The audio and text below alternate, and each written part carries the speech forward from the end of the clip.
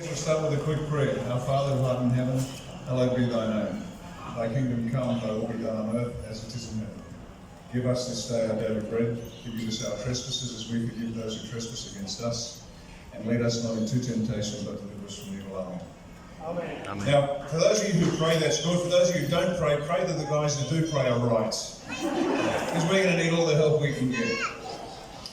Now, quick question. Who here, by a show of hands, has never heard of A1? I just need to know how informed we are. No, nothing about Australia 1.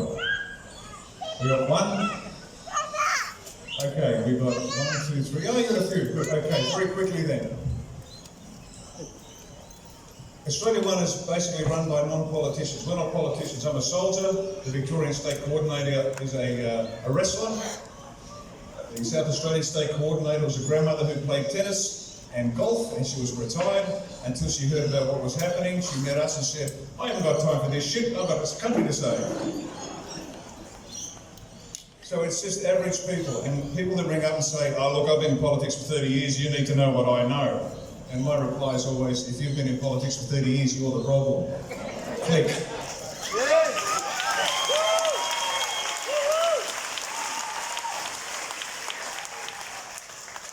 Now very quickly, let me just explain our intention.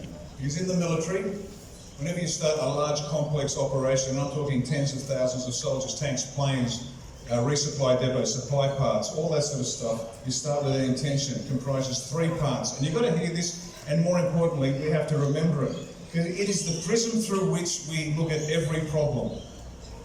And our intention, unlike every political party, isn't to get elected into Parliament. That's a means to an end. Our intention, and it comprises 3 parts: purpose, method, end state. Purpose, what we're going to do. Method, how we're going to do it. End state, what the world looks like when we're finished. Our purpose is to save Australia. That's it. Just save Australia.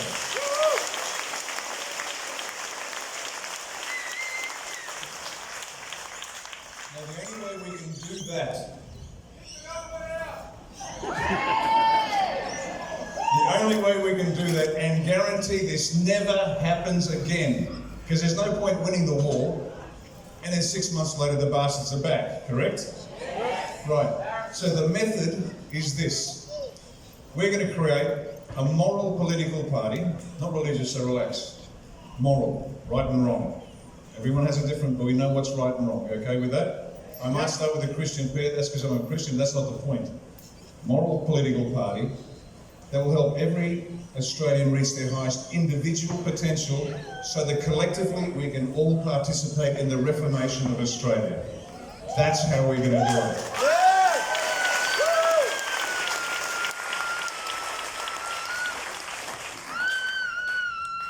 We need 25 million Australians to stand up and say, no you don't, ever again. And that's the way we do it. Our end state. Now this isn't a marketing document, this is a to-do list. Our end state is this. Australia is a moral, sovereign, self-reliant Christian Western democracy which is economically powerful, militarily intimidating, politically free, culturally vibrant and socially cohesive. And for those of you with a few grey hairs, that's what Australia was about 50 years ago. It was a really nice place to live, it really was. And we're going to make it like that, but only better. Because for the first time in this country's history, you will be running the show at every level. If you want to join Australia 1 and become part of this movement, and here's a tip, we will be getting into Parliament, and we will be the party of government. We will. The power lies with the membership. You form when we open formally for membership, you provide the candidates. You select them. All we do is vet them.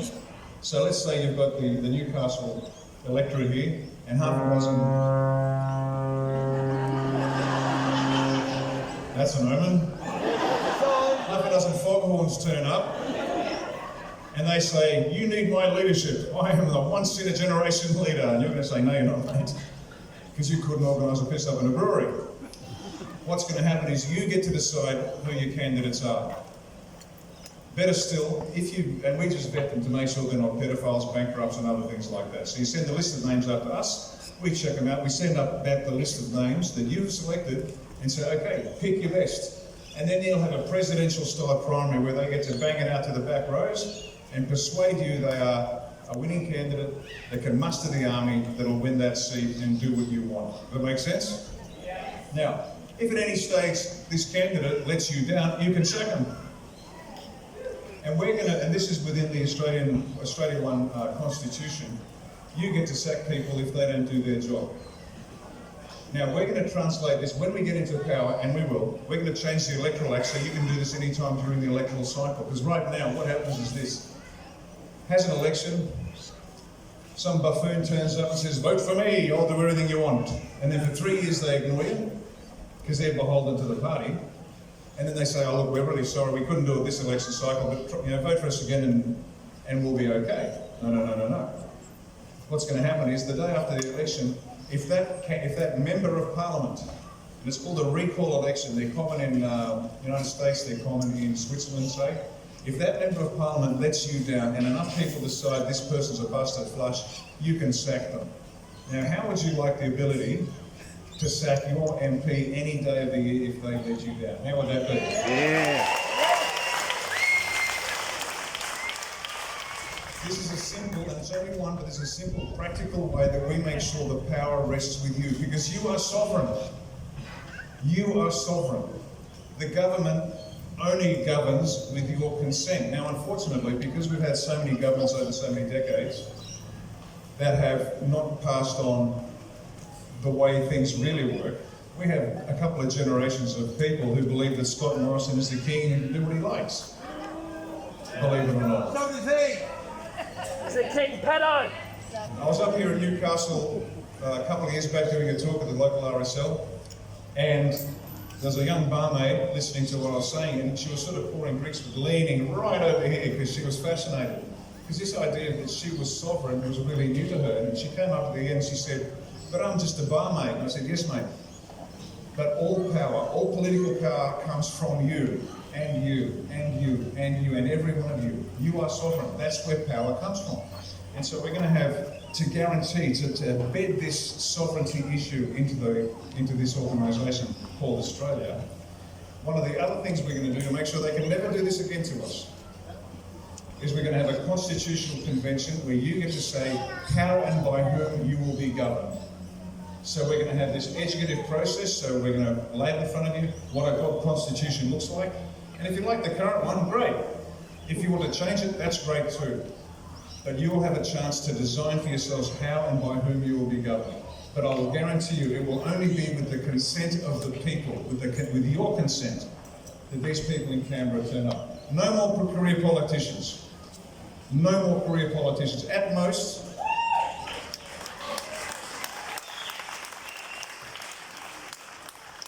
at the moment, we've had people in politics that have never done a day's work in their life. And they spend 10, 20, 30 years in Parliament. And they all retire millionaires. Now, how is that? How is it that Bill Shorten's a millionaire? How is it that, I don't know, Tony Abbott's doing really well? It doesn't make a lot of sense. So what we're going to do is this. Term limits. Term limits. You get elected in, and you do one term, and you're a champion. They say, you know what, this guy's good, let's let him have a second term. In his second term, he might become an assistant minister. In his third term, he's so good he becomes a minister. His fourth term, this guy's a champion, let's make him Prime Minister. And after that, 12 years total, out.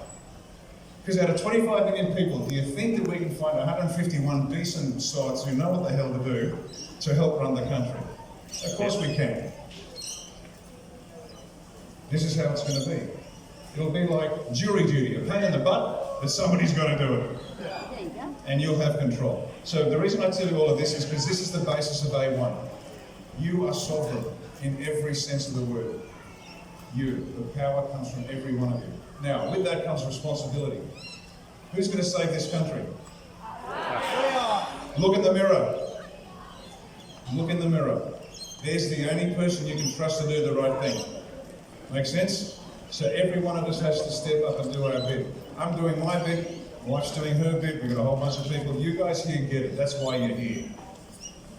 Now, do we need everybody? No, we just need enough. We just need enough. Now, the next election, we don't know when it's going to be. It's not going to be soon. Relax. Everybody just take a chill pill. This story, they're trying to give you stories about, there's going to be a snap election and Scott Morrison's going to glide back into Parliament on the success of the way he handled.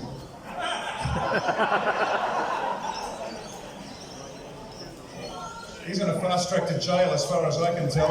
Yeah.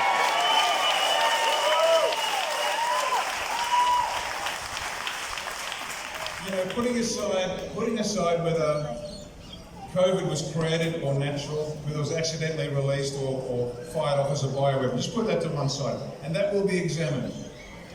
But the manner in which Liberal, Labor, Nationals and Greens have handled this, and the media, and the judges, and the police, and the military, and business, and the unions, and the churches, synagogues, and temples, and everybody in the leadership position, every one of them, it's almost like they designed this to destroy us. Now, you've got to understand that it's the leadership and the membership, that's where the problem lies. The leadership is corrupt. They sold out a long time ago. In fact, you don't get to the top job unless you're bent. That's how it works. You ever notice how the really talented guy or girl doesn't quite make it past that alleged glass ceiling? It's got nothing to do with male or female. It's got nothing to do with black and white. It's got nothing to do with Jew, Christian or Muslim. It's, are you bent enough to do what we want? And this is from the people up here. And the good people are stuck down here saying, what the hell just happened? So we break that connection with the leadership. The unions are good, business is good, it's all good down here, but they're the problem. And they are the ones that have done this on purpose to us. They have destroyed us, they've tried to. But here's the thing, they misread Australia. They really misread it. They thought, okay, these guys are dirty buggers, they love their sport, and they'll only get upset if a sportsman dies, but other than that we can do what we like to them. Now, here's the thing about Australia. And I've lived and worked in a lot of countries overseas, and I've lived and worked in a lot of different armies. Americans, South Africans, Brits, French, you name it, been everywhere. Jordanians, Emiratis, Saudis, war. And Australians are, quite literally, we are slow to anger.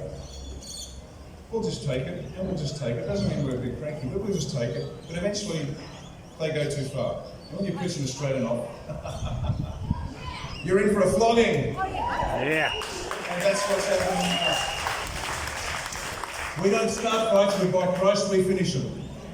That's Australia, and that was their big mistake. They thought they'd just roll over us. That's why we were the first. That's why we are the test case for the globalists. And they screwed up royally. Because we're now into our third year of 2 weeks to flatten the curve. And I'll bet you everybody in this country has the same feeling. I've got a gutful. I don't fucking care anymore. Excuse the French. Everybody has had enough. Everybody. And they know it. Now, here's the good news. They've already lost. How do we know?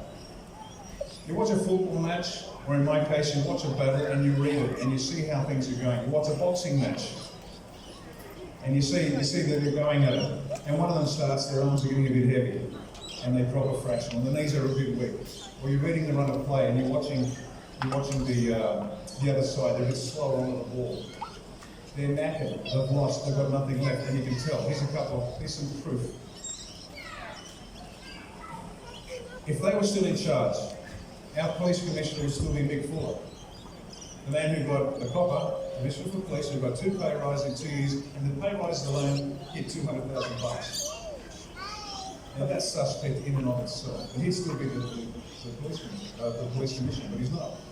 We've got Commissioner Carrigan. If they were still in charge, Clarence Burris Chiefly would still be the Premier. If they were still in charge, Dan Andrews would have his full cabinet, but they're not. They're resigning by the bushel. They are terrifying, and all they've got left is lunatic threats. Gunner, Chief Minister of the Northern Territory, $5,000 a day to turn up to work without being vaxxed. The West Australian Premier, what's that lunatic's name? I keep forgetting. Mark McGowan, how can I forget that? On ya, mate. $20,000 for turning up to work without being vaxxed. Why not make it $100,000? Make it 1 million, make it 500 million, really scare us, Mark. These are the pinhead ideas, that's all I've got left. And then recently it's, oh, the PCR test is no good, so we'll go to the rat. Oh, hang on, the rat's no good, we'll go back to the PCR test. It makes no sense. Turn off the TV, ignore them. Don't wear a mask, don't QR code, don't take the vax. Yep.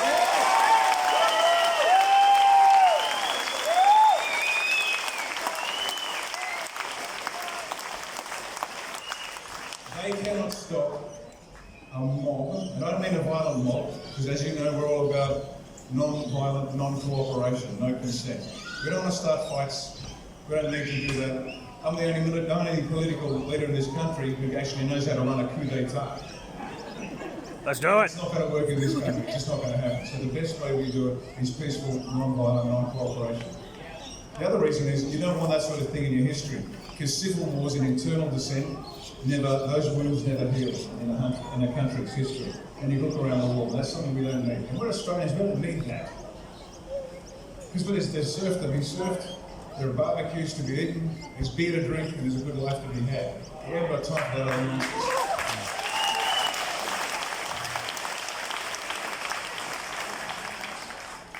And so this is what Australia was all about.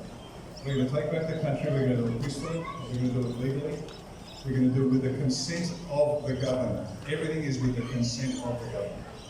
Now, the other parties are getting all excited about candidates. We're not interested in getting candidates. We have one mission right now. Anybody know what it is?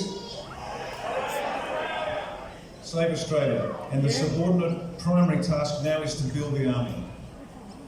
Because unless we've got an army of people to win seats, to get into power, and it's not going to really work as well as we'd like. Build the army, build the army, build the army. That's all we're going to do. Go to australiaoneparty.com, sign up, get your wisdom and children's check in, get all the process done, start forming a branch or a supporter group.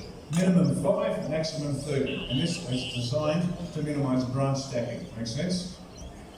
That's what we're going to do. Build the army, and start letterbox dropping. And here's why. Your average electorate has got about 100,000 voters. On average, you'll about have 100,000 booths where you get to vote. You need 6 people per booth on election day. Quite apart from all the sort of the how to votes before that. But on election day, you need 6 per booth. 2 in the morning, 2 in the afternoon, a booth captain that runs the show and a reserve because there's always somebody that doesn't turn up. So 100 times 6 is 600 people. So if you want to win your seat, you need 600 people on election day. That's why we're going to start now. We're going to build the army, and after you build the army, you build the army again. Because our mission with the next election, whenever it is to win as many seats as possible. Now that could be 1. That could be 1. That's okay. As many seats as possible. We're not there going to contest every seat. That's insane. Because we want quality people. And that's why you select them. We want the guy that's been down in Bunnings for 2 years running the sausage sizzle to raise money for the kids in the cancer ward. They're the sort of people that you know, like, and trust. People with a deep history of service to their community. They are known by their community. Now, those sort of people tend to be quite modest, and they say, "Oh, mate, I don't know anything about politics." And I say, "Good. That's what we want. Are you honest? Yes. Do you work hard? Yes. Do you serve the people? Yes. You're in. We can help you with the other stuff." But we want 151 good, decent Aussies in Parliament to clean up this bloody awful mess that they've left us. Now, the good news is it's going to happen a lot quicker than you think.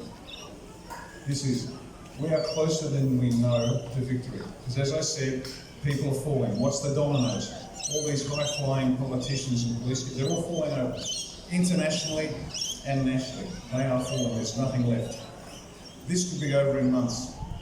Might even happen sooner than that. But we've got to be ready to continue the push, because if we go back to the old Australia, the pre-COVID Australia, we're setting ourselves up for a fall, because the same thing's going to happen again. Because just when you get rid of one load of cockroaches, you lift up another rock, and what do you got? More cockroaches. It's an endless supply of roaches that want to get into Canberra. We want a bunch of people that don't want to be there, but they know they've got a job to do. Okay? So that's what Australia One's all about. That's what we've got to do. We can save the country by getting everyone to reach their highest potential, and then collectively we reform this nation. Now, this will take decades, because we have generations of Australians that have no idea what life is really like. The worst thing that ever happens to them is they lose their internet connection and they can't watch their YouTube channel. You know, I'm going to start a revolution. Maybe you couldn't start a lawnmower.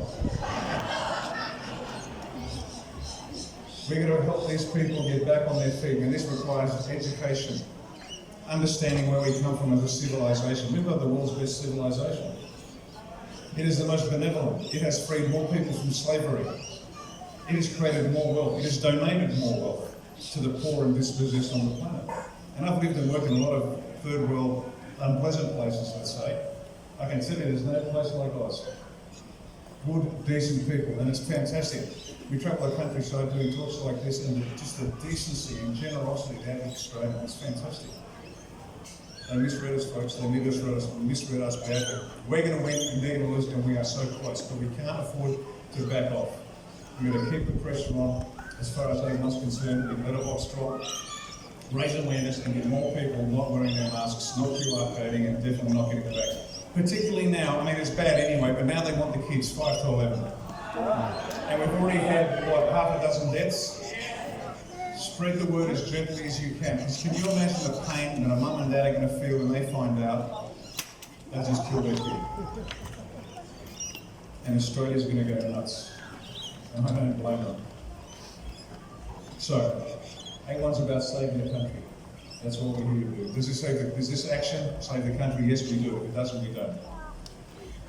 Now, this is an information session, so I want to give as much time as I can to answering questions. You may ask any question you like.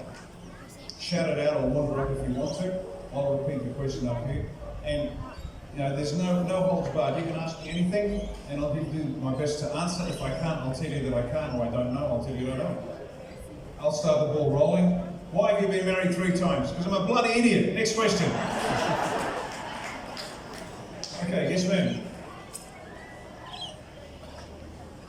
Why is there a limit to 30 people at the branch? Because what they do is, you'll get some power broker with a big fat wallet and give it to somebody, say, go pay the local Vietnamese community to turn up and sign up. You never see them at a branch meeting, and you've got all these people around the country, but if you've got as many small branches as possible, then it's harder for that to happen. And that's basically what happens. That's how you get some numbnut that couldn't get a job entering a garbage bin, all of a sudden is there to compete. Because the branch stacking, it's a trick that they do. So that's why we do it. 5 men, or 5 men. 5-man patrol, that's an SLS patrol, that's a good number. 30 people, that's an infantry platoon, that's a good number too. So anything between 5 and 30. If you've got, for example, you join a party, a branch rather, and you get in excess of 30, just split and have 2. If you join a supporter group and they're not your kind of people, find another one. You don't have to swap spit in the shower with these guys who are trying to save the country. So find a group of people that you like, and if you don't like them, that's okay. Go find another group. We've got a bunch of haymans over here, and you've got a bunch of, blue blazer type conservatives over here. And the funny thing is, we attract everybody. We've got Labor people, we've got Liberals, we've got Nationals. I don't think we've got any Greens yet. I think that's going to happen. Can you what? No, just tell me what. Just quick. Do I think they should bring back the death penalty? Yes. It's already our policy. It is our policy now. I'm not a big fan of giving a politician the right to kill anybody because they're happy to send us overseas to kill little brown men, but they don't want us to have the power to hang them because they know what's going to happen. But that is our #1 policy. It comes under sovereignty. Remember, moral, self-reliance, moral sovereign, sovereign. Anybody commits high treason, hung by the neck till they're dead. Yes. We're going to tighten up this.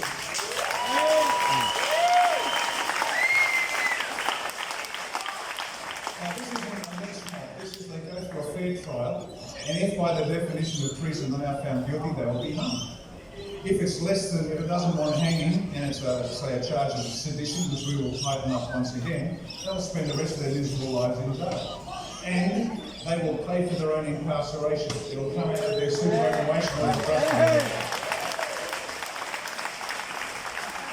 It's the only people in this country that get away with consequence-free decisions are the politicians. Well, that's about to change. They will pay very dearly for every cock-up. Now, that oath is going to apply to every public servant, down to the lowest ASO4 typist. So if you take the people's coin and you lie to the people At least it's sedition and at most it's treason. So that's what's happened. You get some typist and somebody walks in, I change these numbers. But they're not the real numbers. You go, no, just change the numbers. And it works its way up to a ministerial portfolio, and then they okay it, and all of a sudden we're giving tens of thousands of millions of dollars to some corrupt dictatorship on the other side of the planet. So everybody that wants to work for the Australian government, i.e. for you, now has to take a vote. And if they break that oath, they go to jail too. The game is finished. It's done. The Liberal, Labor, Nationals and Green bullshit way of running this country is over. Yeah!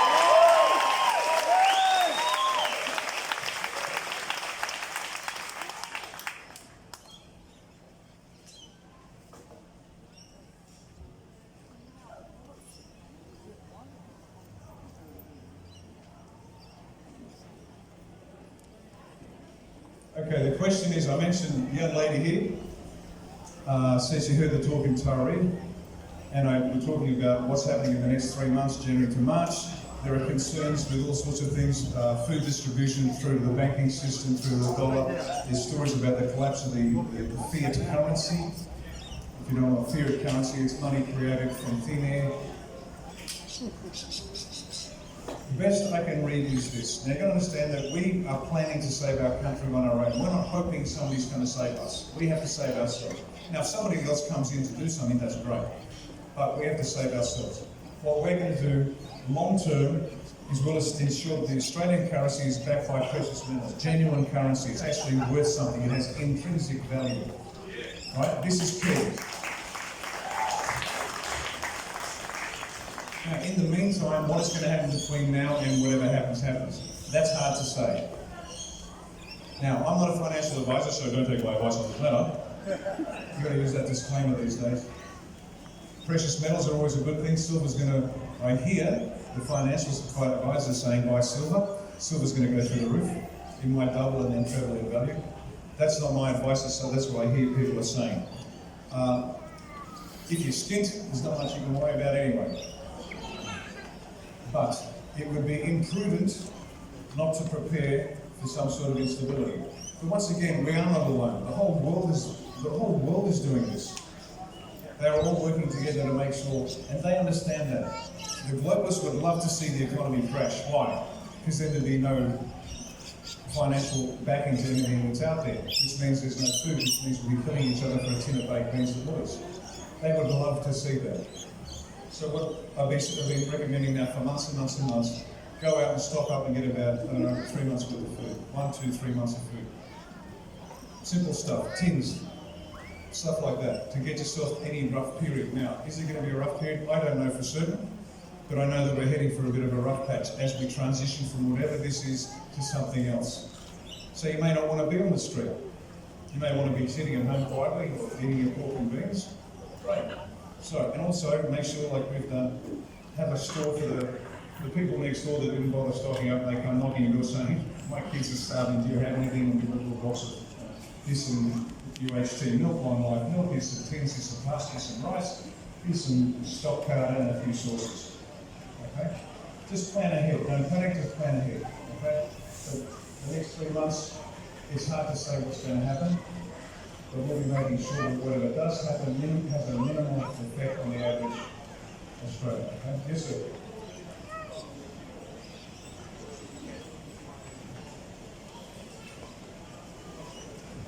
The question is with foreign troops coming in under martial law. Okay, first up, I put on my military hat and I go, okay, how many people do we need to run this country if they try to follow martial law? Hundreds of thousands. They don't have hundreds of thousands. It's not going to happen. Just the mechanics of it. There are things we call combat indicators. Somebody rang up from southeast Queensland and said there's a hotel, or a bunch of hotels have been booked out. It's 3,000 soldiers will be accommodated in this room. They're going to go door to door to arrest everybody. Well, from my military experience, a city eats soldiers. It just consumes them. It's such a difficult terrain to operate. You start at one end of the street, work your way to the end of it. By the time you get to the end, the bad guys are back at the first house you cleared. So small numbers like 3,000 won't cut it. Second point, what's going to happen, do you think, in downtown Newcastle, if they see foreign troops going door to door doing bad things, by the time they get to the fifth door, there's going to be about 6,000 really angry mums and dads going, no, you don't. That's not going to happen. It's okay. The logistics of getting enough soldiers here to do bad things to us as a nation are too great. They can't do it, they won't do it. If anything, good guys will come in and maybe take the bad guys away. So don't worry about martial law, don't worry about foreign troops coming in and doing bad things. All they're trying to do is scare you. It's fear porn. They're just trying to get you worried about what's coming on next. Relax, they can't do it, it won't happen. But make sure you're ready. As I said, stop on food, buy your precious metals if you want. But we're going to be okay, but just keep moving forward. Look, when you're a opponent, for those of you who've ever been in a sort of a fight, when you throw your first punch in a real fight, you think I'm going to send him across the ring like Rocky. And the truth is, you'll thump him, and he does this. And then he looks at you and grimaces with no teeth. You never hit as hard as you thought you would, and when you get hit, it never hurts as much as you thought it would either. Just move forward, just move forward. Let me quote my favourite American philosopher, Rocky Balboa. Let me tell you something you already know. Life ain't a bunch of rainbows. It's a mean and nasty place, and it'll beat you to your knees and keep you there permanently if you let it. But it's not about how hard you hit. It's about how you can get hit and keep moving forward. How much you can take and keep moving forward. That's how winning is done. Now, if you know what you want, then go and get what you want, but you've got to be willing to take the hits. Now, I don't know who wrote that, but Christ, it's almost Shakespeare.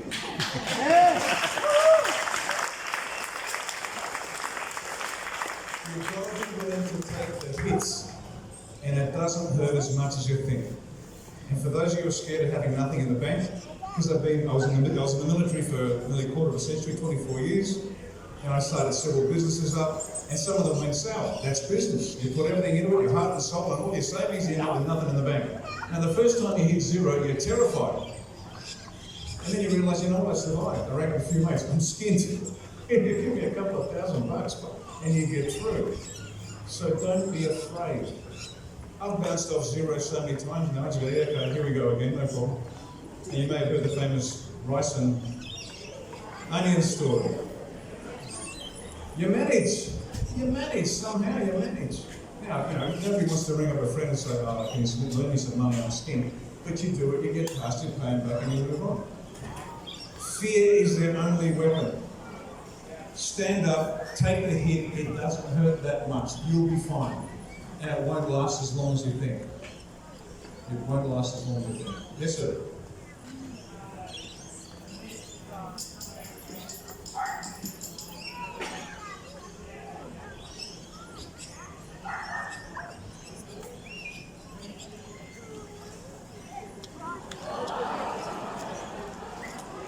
No, fair question, fair question. Go to our website and there is a link to an independent group, and it says how they voted. And it's got every MP and how they voted on every issue. Don't worry about what I think about the guy. You have a look at how he voted, and if you like him, vote for him.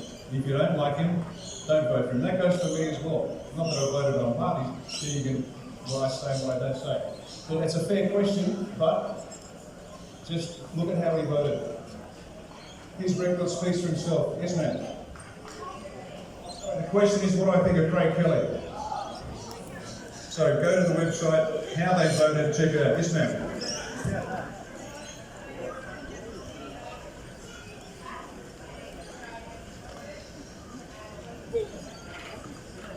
Okay.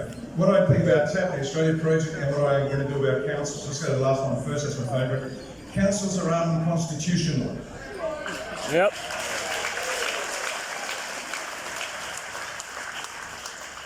So, councils are completely unconstitutional. Let me give you a little bit of Newcastle history you may not know about. A couple of years back, your Lord Mayor signed up to be a UN city. And they took the strategic plan out of the UN and put it straight into the Newcastle City strategic plan. They were promised $500 million over 10 years to establish a disaster recovery and analysis centre at the university. Great if you're a boffin, nothing on steel, nothing on coal, nothing on jobs. But $500 million to feed nonsense at the university. Now this is your council.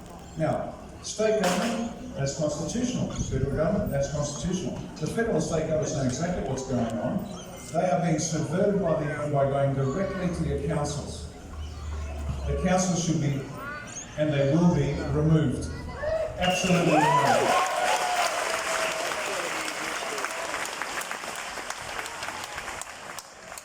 The Australia Project is a group of like-minded individuals that have the goal of doing better things for Australia. And there's any number of groups like that, and we support them. There's the common law groups. They're doing a great job. Now here's the problem with all these groups. They couldn't agree on the colour of an orange. And that's okay, because this is tough stuff. You really got to work at this stuff. That's not so much an insult as just a practical reality. We get asked all the time, why don't you all the minor parties get together and you can win that way? Well, I don't know who these other people are. Because to be in this organisation, you've got to work in the children's checks. We don't like pedophiles. We actually...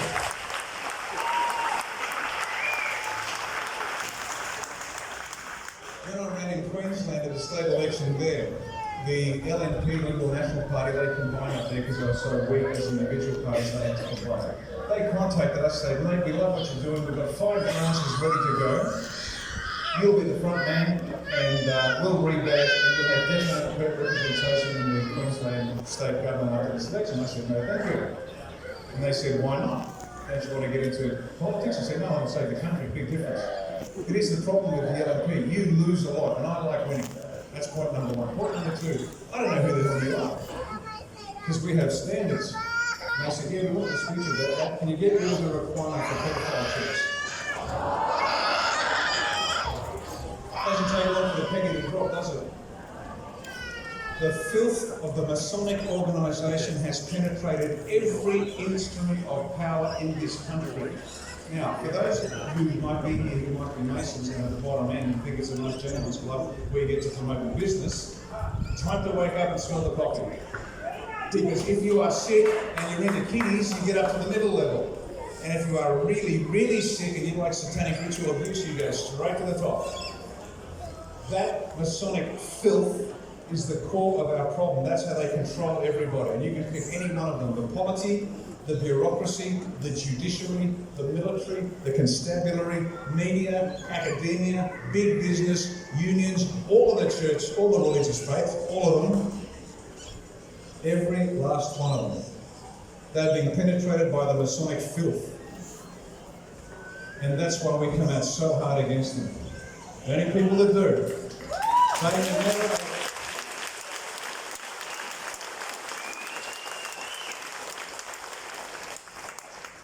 they will be required, I'm letting the cat out of the bag here, one of our policies is, you will take an oath to serve if you're in any, as I said, any job that we usually the people's coin. No Mason will ever, ever, ever again serve in a position of power in the government of this country. Ever. It's done.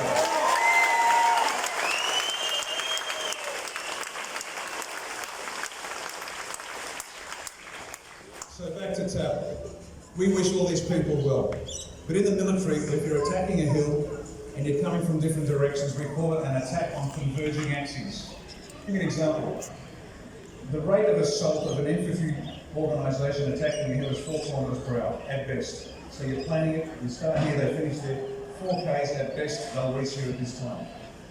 The rate of advance of an armoured vehicle in the assault is about 16 kilometres per hour. Now, if they start at the same time, what's going to happen? The tanks get there first and they don't have infantry protection. You don't do it. So you have an attack on converging axes. We're doing the same thing. We move at a certain pace.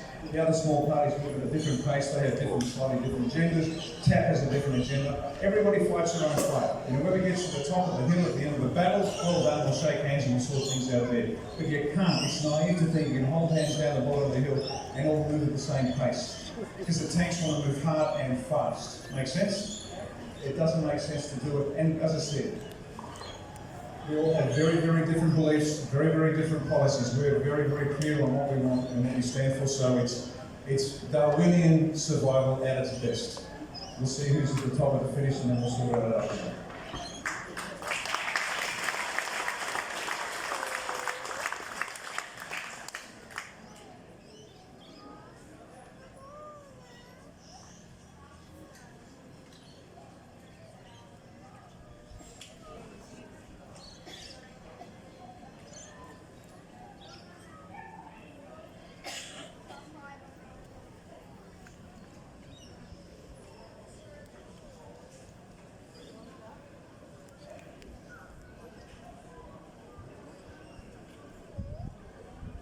Okay, the question is concern for schools and kids in schools. Not only because of the COVID concern, but also the curriculum, which has been degraded over 40 years. The young lady over here has been a teacher for 30. I can't believe it. You must have started teaching when you were 5.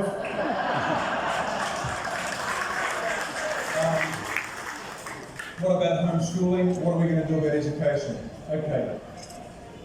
Always see what someone does to see what they really believe. We took our girls out of school. We got a 10-year-old and a 7-year-old.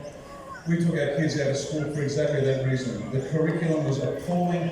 The teachers were, with all due respect, and we spent a lot of time with military teachers, so I know instructional technique, and they were just not up to speed. And the principal was the biggest wuss I've ever met in my life. And he couldn't stand up to a marshmallow man. So we took the kids out. But on a bigger picture, what we're going to do is this.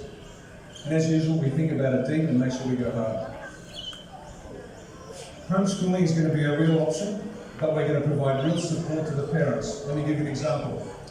The current ABC, the Australian Bolshevik Collective, which is nothing but the propaganda arm of the Chinese Communist Party, will be revamped.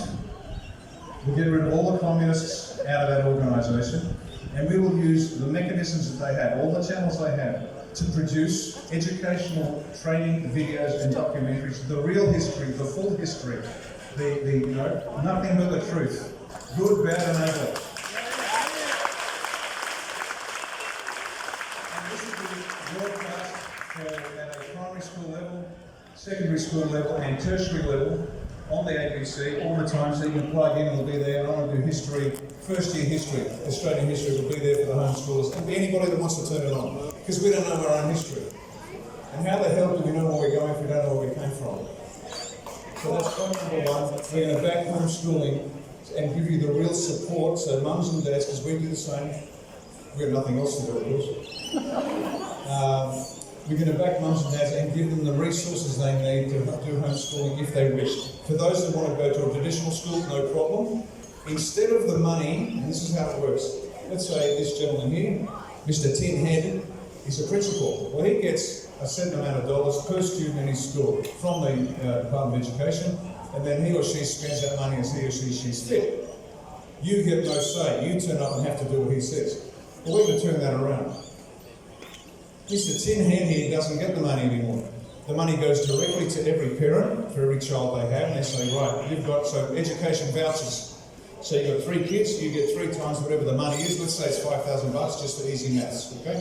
So you get this voucher for $15,000. It can only go to a registered school or a school that's been approved, and that includes Steiner, and it includes all these other schools, so please understand, it is up to you. You are sovereign.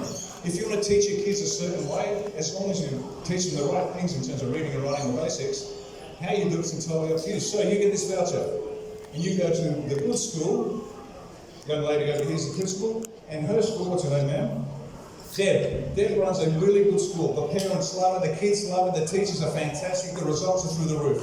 And all of a sudden, thousands of people saying, here's my $15,000, please can I come to your school? And you must say, we don't have enough space. And so Deb goes to the Department of Education and says, I've got 100 more people want to come to my school. The Department of Education says, no problem, we're going to build you more facilities because you're obviously doing a good job, we want to accommodate you. And Mr. Tin Head over here, that's selling communism to babies and giving them sex training, not sex ed, sex training in kindergarten. Let's put that into perspective. Do you want your kids to get sex ed or sex training? Because that's what they're doing. In Queensland, they wouldn't let them hand out Christmas cards, but they're allowed to talk about the gay fairy. And let's talk sexuality to 3-year-olds. This school goes bust.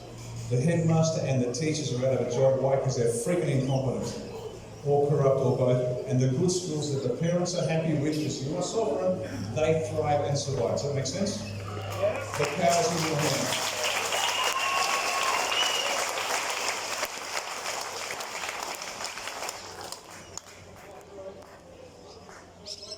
Someone down the back. Am I going to get rid of the corrupt judges? Yeah.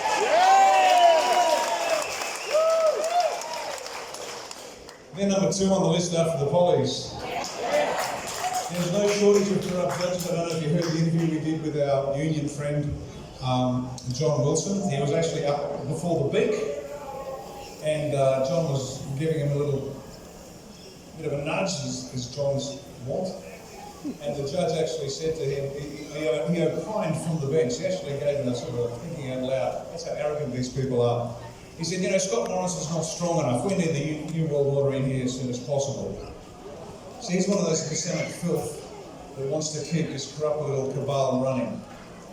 And Morrison's not getting it to him fast enough, so he wants somebody else. The judges are out. And here's what we're going to do. Remember I said that we're going to have capital punishment?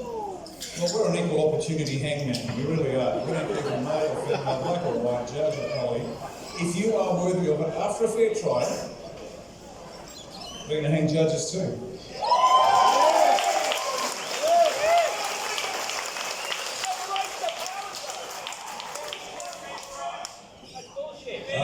Right, go back. This man.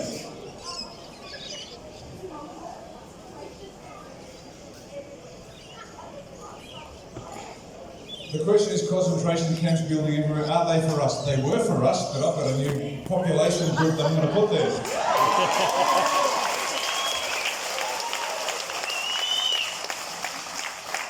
Listen.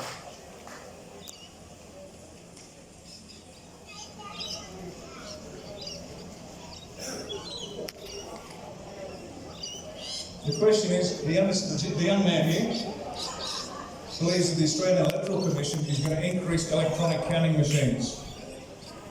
Fat chance. The AEC, let's talk about the AEC.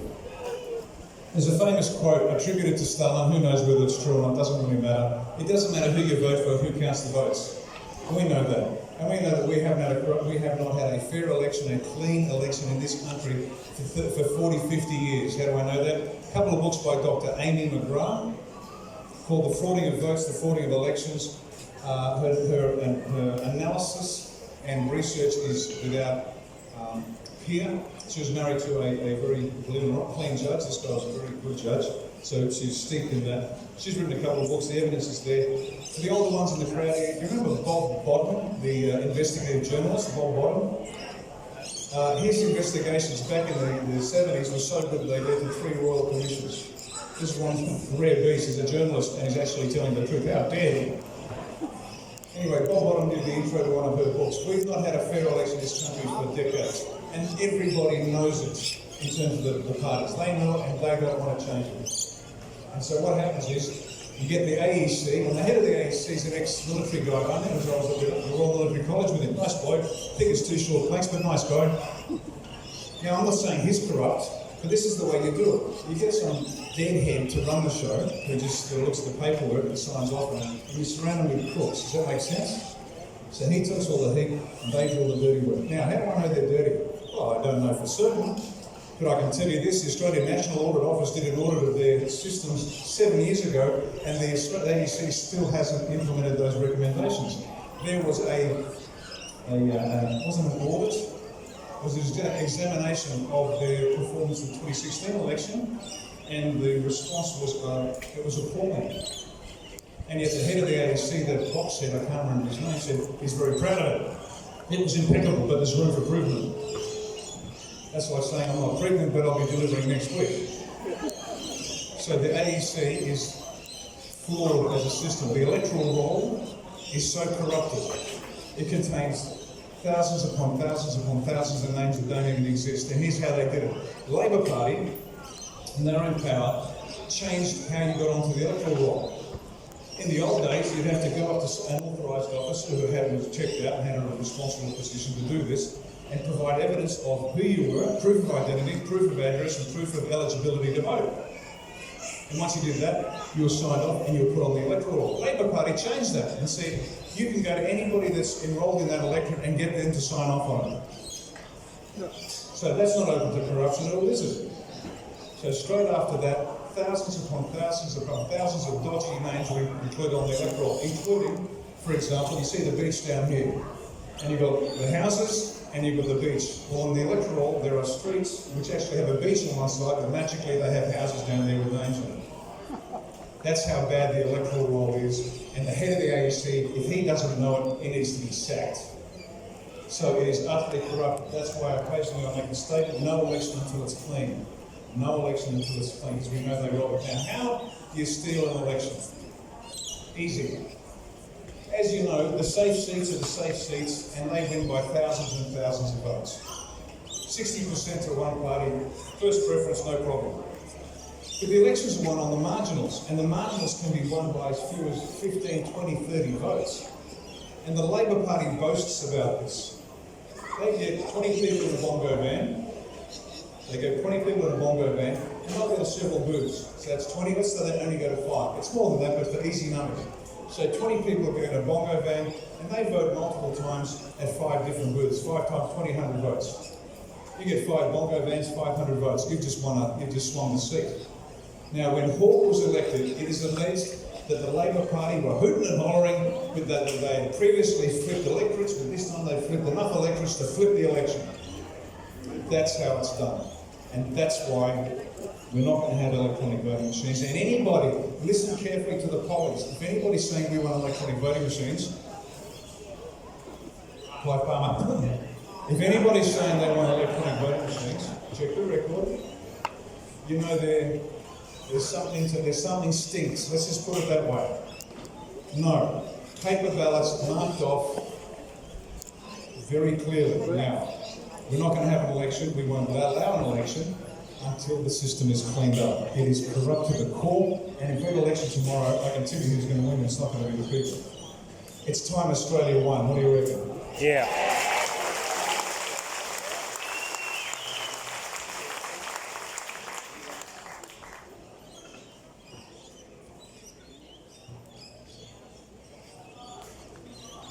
Is there any way the Governor-General can throw this government out? Yes. This is how. And I actually wrote an open letter to the Governor-General, Lieutenant General Sir David Hurley. And I knew the bloke. Dave Hurley was a great bloke. He was a light colonel, lieutenant colonel, and I was a major when I met him. He'd just come back from Somalia. He was the hero of the infantry corps. Now, lovely guy. I wrote him an open letter, very polite. Your Excellency. And here's the short version of it. The Governor-General has the power to dismiss the government if it is acting unconstitutionally. The Governor-General advises them they are acting unconstitutionally, and they continue to act unconstitutionally, advises them again, he can throw them out. Now, when that happens, what do you actually do according to section, test my memory here, 61 maybe? I can't remember. But he is actually authorised to appoint an executive council, which is all the cabinet really is called the executive council. They don't even have to be MPs. For 3 months, he can appoint, I think it's 7 top flight individuals, clean up the mess, and then go to election. So yes, the Governor-General, if he wished, could take positive action now to save us from this, but he has chosen not to do so. The reasons are his, and I'm going to find out what they were. Sorry? Oh, we pick a quickie, don't we? Yes, sir.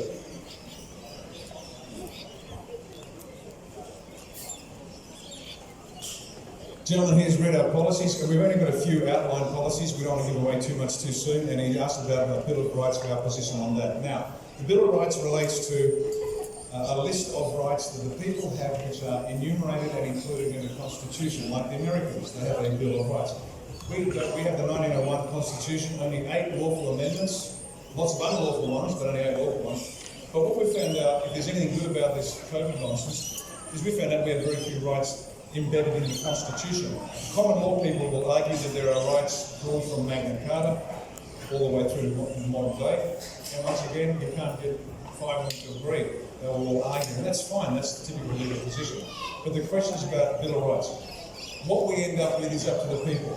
I have a personal view, and I'll tell you what mine is. But what we're going to do with this Constitutional Convention, we'll have the educative process, so people get to see what comprises a good constitution, because the Constitution is a check against human nature.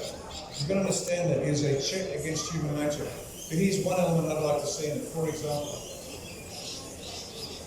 we the people grant the government, the federal government and the state governments, certain rights. And if those rights aren't specifically given to their governments, then they are reserved to the people. Does that make sense? So you're allowed to do this, but if they want to do that and we haven't said they can do it, then they can't do it. It's reserved to us. And even if in the future we wish to grant government the power to do something else, we have a referendum and we amend the Constitution. Specifically, a Bill of Rights, I'm a big fan of that. I'm very, very clear, that's just my personal view, but there are ways to achieve the same thing, as I said, by reserving powers to the people. And so the government is restricted to doing only what we say they can do. Give you an example, and I'm trying to think of an Australian one, I'm going to think of an American one. You've heard about the Internal Revenue Service of the United States. Tax in the US is illegal. They're supposed to be ratified, 14th Amendment I think, they're supposed to be ratified by the states, never got ratified, completely illegal. See, they don't care. Governments don't care. They're criminals, they're crooks, they're bastards. They really are. All they care about is their next paycheck. Or raping kids, it varies. So in terms of enumerated rights, I'm a big fan of that, but I'm a bigger fan of we reserve the rights in the hands of the people. And that's what our founding fathers themselves said. One of the authors of the Australian Constitution said, there is much to be written in this Constitution, but the pen lies firmly in the hands of the people. We get to change that. If you have a look at the Constitution they're currently using, you never got asked. They've been running a game and tricking you. Yes, sir.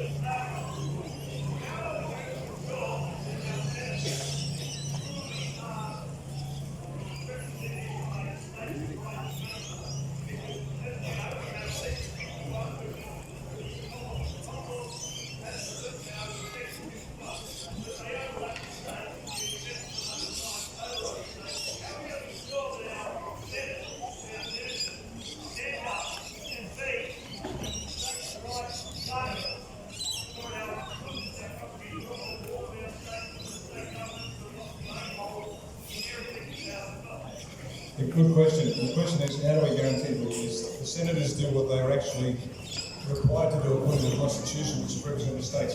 That was born in the early days when the separate colonies were concerned that the more populous colonies would rule the roost. New South Wales, for example, was a very populous colony, so if they just went with lower house seats, there'd be more New South Wales seats, and therefore Tasmania, for example, with 2 men and a dog down there, wouldn't get a say in anything. So every state was allowed their 6 senators, regardless of the population base of that state.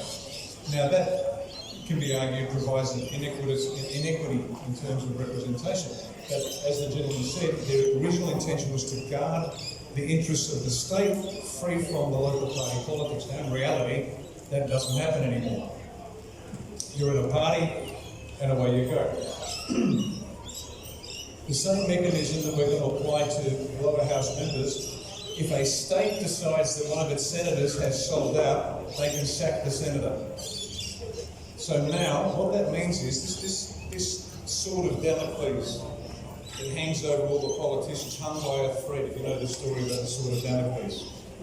What happens is this: that senator might be elected, an A1 senator, let's say you become the Senator of New South Wales.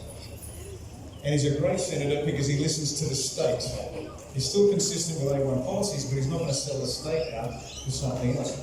He must represent the state. If he doesn't, then you sack him. And recall election is extremely powerful.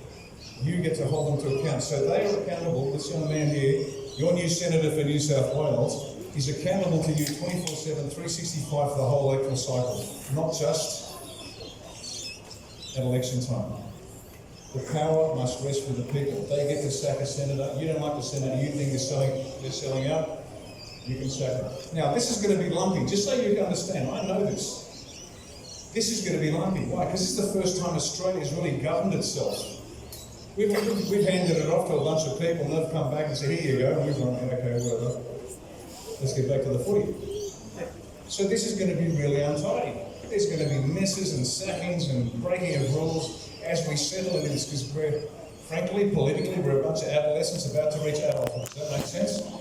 We're going to be full of testosterone and not much common sense. So hopefully if we get through this 18 to 21-year-old period, which is really dangerous, particularly for young men, and we get through that in one piece. But this will be lumpy, and that's okay. This is the process of becoming politically adult. And all of a sudden we realise, we don't want to have recall elections every 3 months because it's interfering with the actual process of governance. Does that make sense? So this will be difficult, this will be lumpy, but that's what it's like. And just on a moral note, we can't govern ourselves as a nation until we can govern ourselves individually. Does that make sense? The more we govern ourselves, the less the government has to do. Make sense? That's what we're going to get back to. And that's why each one of us, the better we live our lives. In any way. I'm not fussed, whatever way you want to live it, as long as you don't impact negatively on somebody else's rights, it's your life, for God's sake, live it. And I mean that. But the better we each individually, and the dog's just vomited, there you go. Well, I lost one voter there.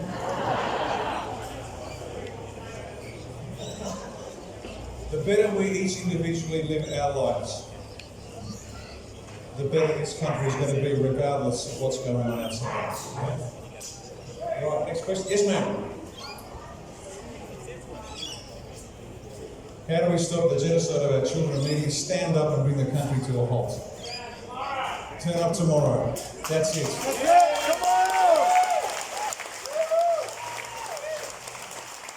I was talking to two big rallies in Sydney, in excess of 100,000, 200,000 people, and the same message. How do we do it? Stand up, bring the country to a halt, make it ungovernable, squeeze them till their eyes fucking pop. Yeah!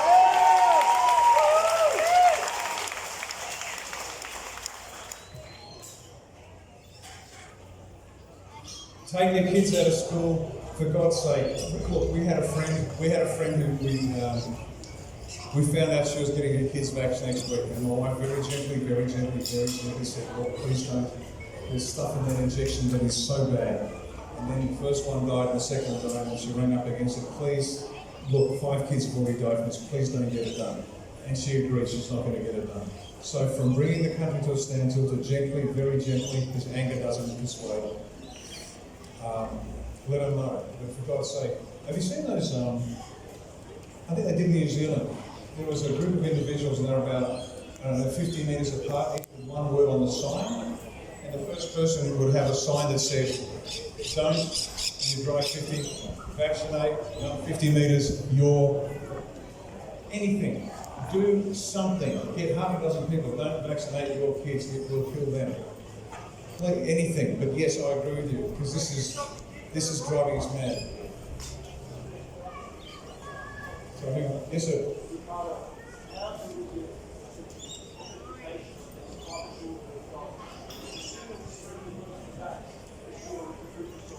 Yes.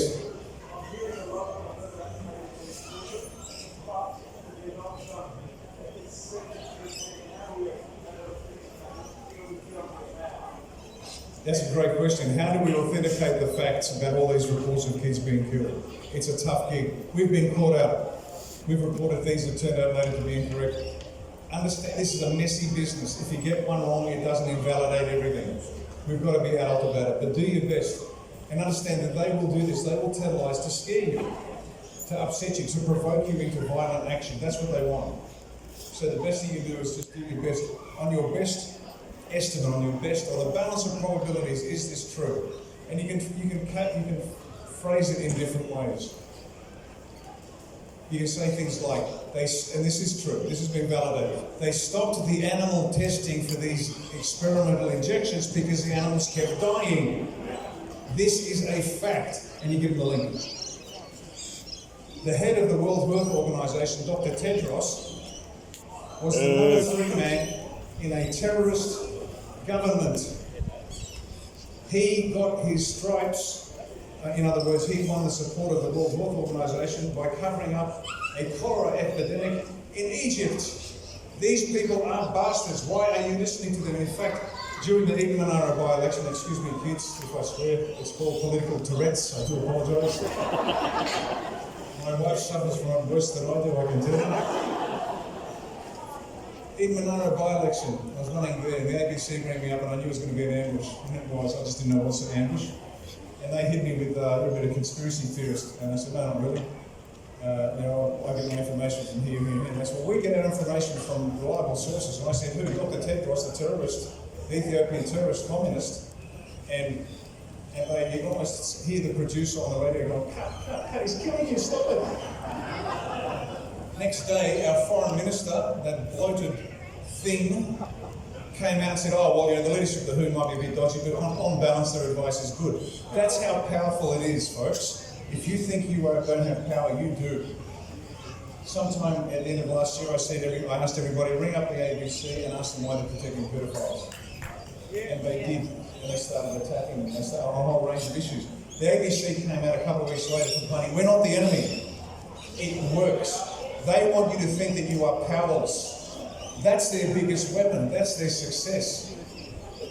They have convinced you, not so much you guys are switched on, I get it, but they've convinced the majority of the people they have no power. What can one person do? A woman in Wagga told me that.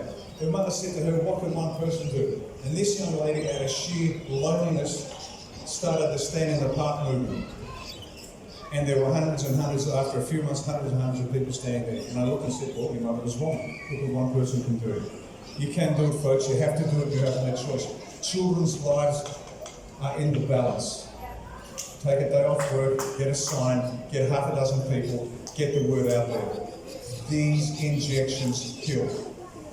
The evidence is there. Let them know that you're not going to take it anymore. Suppression order. What about the suppression order? Okay. 2005, 90-year suppression order was imposed on 28 names of VIP pedophiles, including a former Prime Minister and a bunch of other people. In South Australia, an 80-year suppression order was put on VIP pedophiles from South Australia, again, as a result of the Mulligan inquiry. We've done some investigation. Best that we can get, there are in excess of 45 suppression orders around the country protecting high-profile pedophiles. This is the Masonic filth I was talking about. What are we going to do about it? We're going to release the names and let them go to trial. Yeah.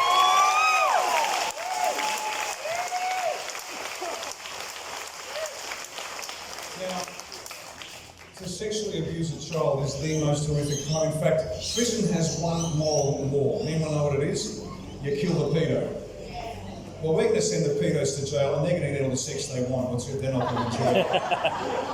We'll put them in the general population. Sexual abuse of kids is just absolutely abhorrent. Second only to murder. Maybe probably worse because the poor child has to live with it. And here's a little secret they won't tell you. You know those really bent-hardened criminals that have just no conscience? Here's the secret. Most of them were abused as kids. Chopper Reed, Mr. Violence himself, badly abused as a kid.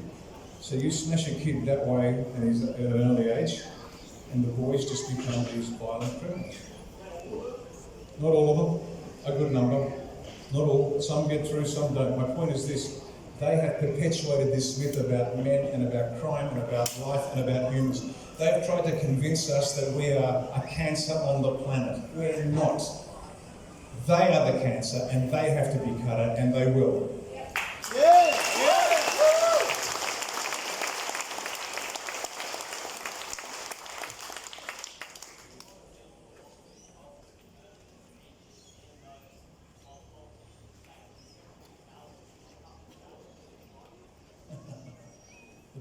Okay.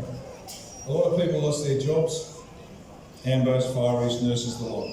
I got it. Yeah, it's short. Here's a bit of good news. You'll be back at work sooner than you know. Okay, that's the good news. And we're not talking years, we're talking months, if not weeks. Okay? Things will be turning around. Now, what about the pollies on their six-figure salaries? Pollies, bureaucrats, judges, police, the whole lot. Just about everybody in power is going to be behind bars. For the rest of their lives.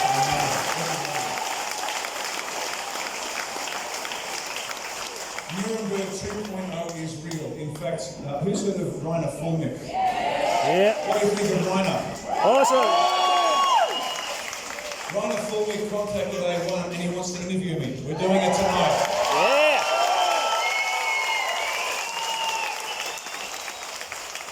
It's actually pretty cool because I was dying to interview him.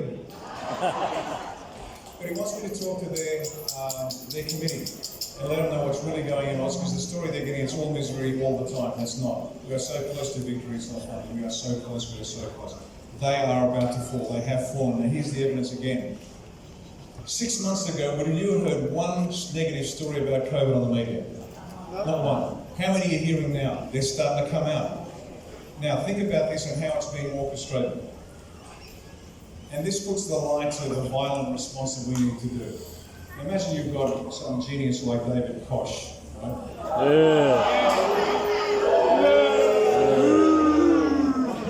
Fucking maggot. Or an ABC presenter much loved by people that still think that Robert Menzies is the Prime Minister and he's doing a bang-up job. If you just grab them off the screen and put some other smiling face saying COVID's a lie and you're all being lied to, they'll just take a step back and no, you're lying to us. That makes sense? What they have to do is get the same people who have been telling you lies for years to now turn the story around. You understand how the game has to be played? They need that same idiot face now saying, oh gosh, COVID kills. Gosh, COVID kills kids. Gosh, I'm being hung for treason. You've got to understand how the game's being played. You can't just rush and change everybody and change the narrative. The narrative, they have lost control of the narrative. They are being forced to tell the truth. They cannot lie any further, but the same lying bastards have to say it. So those people out there that aren't quite as awake as you start to go, David Koch says that maybe this is bad stuff, and maybe it is, and eventually they'll find out that, look at you. Yes, ma'am.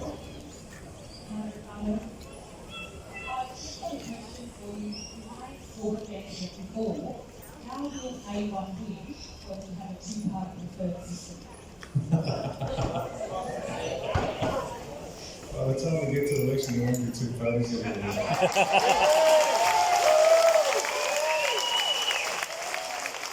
By the time we get to an election, the Liberal and Labor parties will be revealed for what they are, and they couldn't scare up 2 votes in the country. There'll be one game in town, and it's Australia 1, and that'll be it.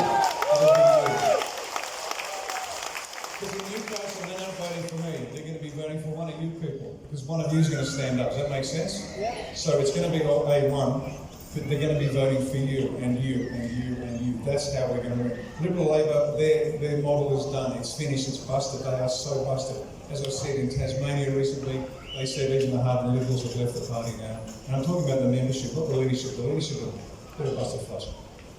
The two-party system will not exist. The Greens will be exposed for what they are. The Nationals, who the hell are the Nationals anyway, this week? And the Liberal and Labor scumbuckets will be gone. Now, there might be one or two. We'll be fine. We will be fine. And by we I mean you, will win.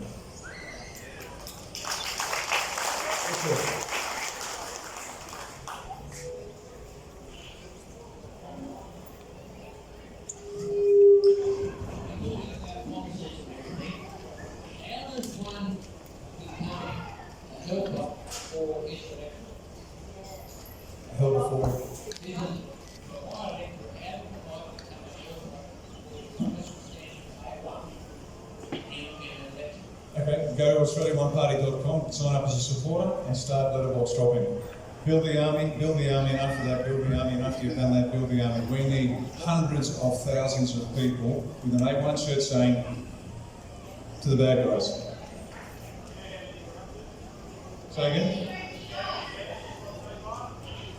Well, I never give, the question is how many supporters have we got? And I never give the full number because people want to know what the full number is. But recently they upped the minimum number of members to form a federal party to 1,500. It was 500, they upped it to 1,500. Well, they can multiply that by 10 and we're still good. So, they messed up. They can make it 15,000 members. Well, the Labor and Liberal parties will be deregistered because the members are running scared from Liberal and Labor. We're okay, we're safe. Yes, ma'am.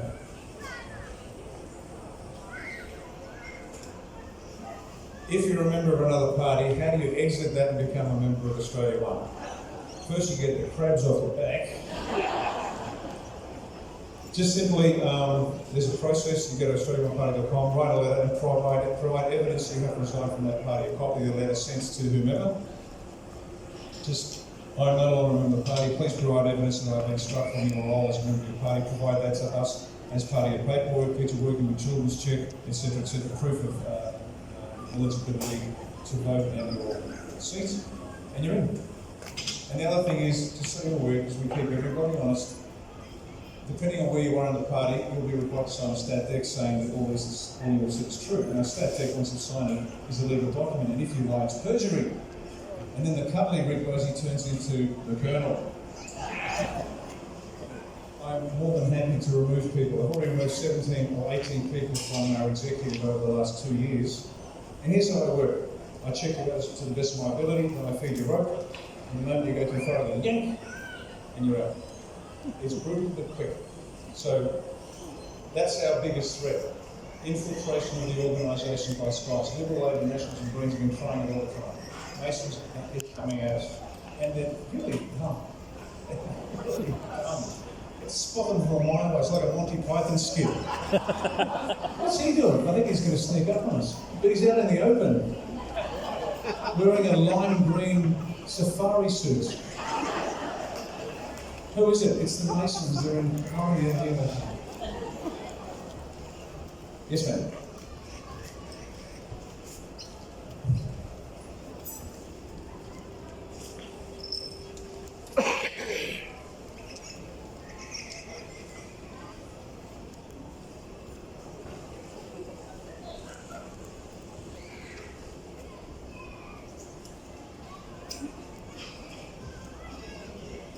Young lady said she's part of a group that listens to Foster Gamble. I'm not sure if you know Foster Gamble. I did an interview with him not long ago. Internationally around. The question is, what level of support do we have internationally?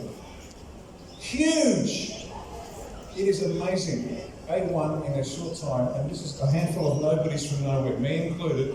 All of a sudden, Rainer Fulmick wants to interview me. I mean, who the hell am I? Nobody. But the fact is,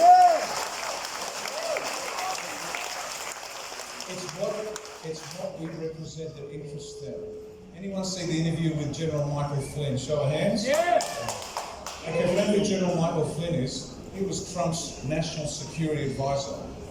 This guy was the head of the Defense Intelligence Agency, the senior military intelligence guy. He knows where the bodies are buried, and that's not a pattern, not a metaphor, that's for real. Mike Flynn reached out to us, and we reached out to him, and he said, let's have a chat. Mike Flynn interviewed, well, I got to interview Mike Flynn. The Chief of the Defence Force in Australia, General Angus Campbell, can't get a talk with Michael Flynn. So this is not to boast, but to answer your question, how much support do we have internationally? We are. Australia One is the group that everybody over there wants to hear from.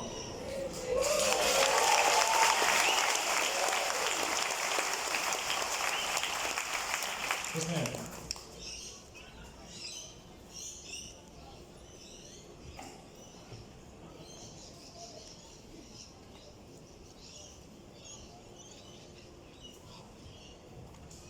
The young lady has lots of friends, like all of us who have taken the vax. It's not a vax, it's an experimental mRNA gene therapy and worse, injection. Is there going to be a cure? Okay, somebody mentioned med beds. Who's heard of med beds? Okay, we've heard of it. I'm not sure exactly what it is, who controls it, how gets access to it. But part of Australia One's solution is we're going to make sure that we minimise the death toll, and that's all that we can do. Some people are going to die, there's nothing we can do about that. But we're going to minimise it. Now here's some hope. There was a doctor during the AIDS crisis in the 80s that was treating those who are ill with AIDS simply by high levels of micronutrients, vitamins and minerals.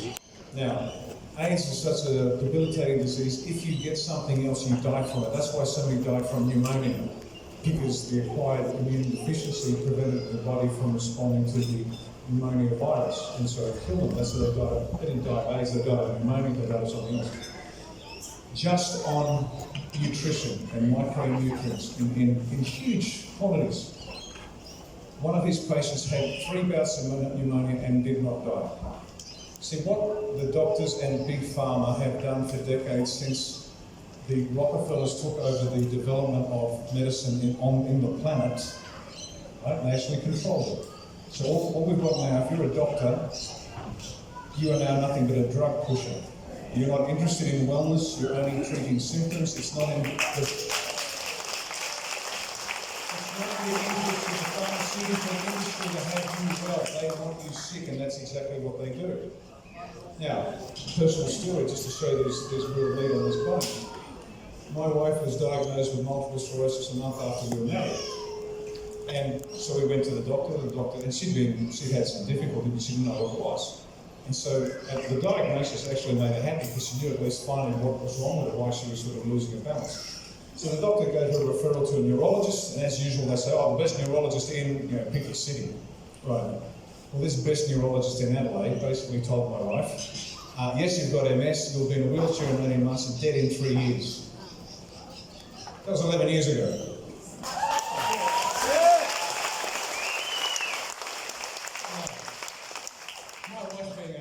Sort of woman, told him to take a long walk off a short pier in more colourful language. And what we did was we started investigating. We didn't know this. This is 2009. We started investigating what it is that provides optimum health. The first thing we discovered is gut health is highly correlated to the body's ability to withstand just about any foreign body that gets injected into it or is sick, right? Gut health. Primary importance. So I do all the cooking anyway because I'm Italian and she's Irish German, so she can't cook, she's got a foul temper. I do all the cooking anyway, but what I did was I minimised as much processed food as possible, and we'll cook everything absolutely fresh. So if I was going to make a spaghetti alla marinara, for example, I'd actually make a tomato puree from fresh tomatoes. I would make the fish stock from the snapper bones I would get from the local fish market, things like that. Now, point number one, man oh man, if you've tasted super fresh food, you can taste the energy in it. Now, it lasts about 3 days in the fridge, and then you taste it, and you can taste the flavour, but it's lost its energy, if that makes sense. I don't understand it, but you just taste it. She couldn't walk 50 metres without needing a rest, just on diet alone, by me cooking whole foods, and it's still exciting. It doesn't mean you have to eat wheat germ and sort of great pads. And healthy food is really tasty. Just on that, she went from not being able to walk 50 metres to walking 3.5 kilometres down a sandy beach, holding my arm but walking on her own, just on diet change alone. Now that proves to me there's so much we are about to learn about health. And our health model for A1 is, you know all those billions that go to Big Pharma? Not anymore. We're going to investigate every natural health problem in this country.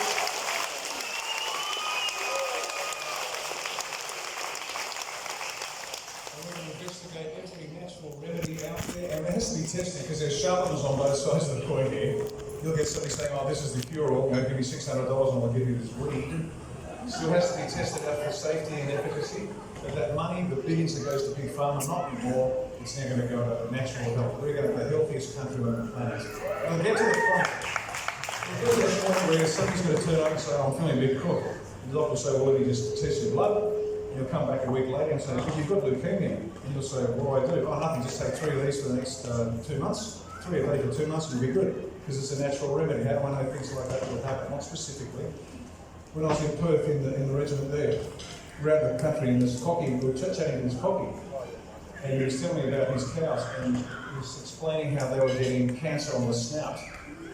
And I said, that's a bit of a bugger, cow without a snout. He said, not really. You see those weeds growing on the fence line? You snap it, rub the sap on the snout, cancer's gone in 3 weeks. This is out there. It has been hidden for us from decades because the Rockefellers took over medicine, as I said, in the 40s and 50s. The answers are there. We are cattle to be milked, sheep to be shorn, and when we get old, they kill us. That is how they look at us. We're going to turn that right around. We're going to have the healthiest country in the planet.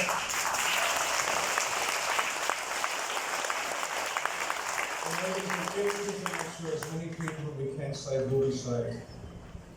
Not everybody will be doing that. That's when we get into power. One of our priorities, and there's a number of prior one activities that we have to do. One is to make sure the economy takes off like a rocket, because we need money to pay for stuff. You need money to have a great life. But one of the other priorities is to make sure we manage the vaccine engine, of which there will be hundreds of thousands. We have to manage that in such a caring and loving way and a proper way.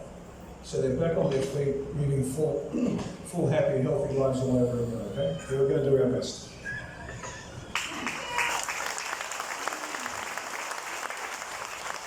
Turn back. What do I know about US Space Force? John Space Force. I know we're going to have our own. And this is important. Space Force is the equivalent of, go back a couple of hundred years, and having the British Navy fighting against canoes. Does that make sense?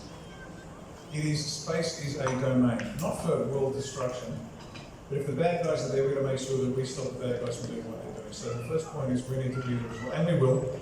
We're going to have our own Space Force, we're going to have a space capability. The US Space Force is highly developed, highly secretive, you don't know what they're doing, they have capabilities up there, thank God they're on our side. And just on that, let me just address the US for a minute. I've lived and worked with armed forces from around the world, as I said. I have nothing but the deepest respect for the US military. These guys are so professional, you've got no idea. So if you still think the US military is like that idiot film Platoon by Oliver Stone, where they're all smoking dope and fragging their officers, you might want to recalibrate your idea. These guys are the most professional now. Let me give you a story about that, about the US. When I was in the Middle East, I had the privilege of flying onto the USS John C. Stennis, that's a nuclear carrier. The Stennis was standing up and down the Arabian Gulf, and this is, and they were flying live ops over Iraq. This is when the no-fly zone was in play, and they were doing live ops. And I was on that vessel, I flew on, which is a thrill in itself. I was on board for 24 hours, and I didn't sleep because I thought, this isn't going to happen again. A US carrier at war, I want to watch this. And this thing's a living, breathing fighting machine. It is just so intimidating, it's incredible. So anyway, I'm on board the Stennis. Didn't sleep, worked all the stayed awake and watched the moon as much as I could. It's about 2 in the morning, 100% humidity, temperature in excess of 40 degrees, middle of the night. It is oppressively hot and humid. I'm on the hangar deck, which is below the flight deck. The flight deck is where the aircraft take off from and land. The hangar deck is below where they service the aircraft. And I'm just standing there. I'm wearing American cams, camouflage uniform. When you work with the Yanks, get one of their uniforms first, because if you're not wearing their uniform, you're probably a bad guy. You don't want that mistake to be made. So I'm wearing their uniform and their rank, silver cloverleaf for Lieutenant Colonel, but I'm wearing a slouch hat because I wanted to show them Australian. I'm just standing there, sort of just watching these USAF engineers service one of the F-18s. And there's a bit of to and fro between two of the two young engineers. They started giving each other a bit of lip. A young sergeant, USAF sergeant, no more than about 23, 24 years of age, tired, obviously tired. He sort of got up from when he was working on his own stuff, walked across to the first guy, went down and had a quiet word to him, got up, quietly walked across to the other guy, had a quiet word to him, settled the whole thing down. Because he knew that these guys had to be on the job, on the ball. What sort of error rate are you allowed to have when you're servicing an F-18 and doing live ops? Zero. Not she'll be right, we're near enough. And so I watched this and I thought, that's great leadership, I've got to pat this guy on the back. So I called him over and said, Sergeant, get over here. Yes, sir. And he looked at me and he saw the cloverleaf, Lieutenant Colonel, saw the hat, didn't know what the hell that meant, but he deferred and saluted just in case he had to, which he did. And I said, son, I just want to say, I saw what you did, and that was outstanding leadership, well done, we're very proud to be working with you. And this poor guy was nagging, he's a little bit taller, shoulders back, thanks sir, I'll tell the man. Which he did, he raced across, told the man, and that might go in the good old Australian way, that's how we salute Australia, like that. We're pretty relaxed. And he told the guys they got back to work. Now, put that into context. This crew on this ship, on the Stennis, when I visited, had been on station for 6 months. They had been working 12 hours on, 12 hours off, not 1 day off. Now you tell me an Australian's going to work like that. These guys are hard, professional and dedicated. They are the most extraordinary defence force, and I always say thank Christ they're on that side. Because they are. They are brilliant. I worked with them in Afghanistan. We had a Marine Special Operations team co-located with us at a place called Sangin, where I was there with the Emiratis. And they provided us with a ton of assistance and advice and support, and it was brilliant. So, the US Space Force, I know I've drifted a bit, but if the US Space Force is at least as good as the rest, it's a force for good, and I'm glad they're with us and not against us. Okay?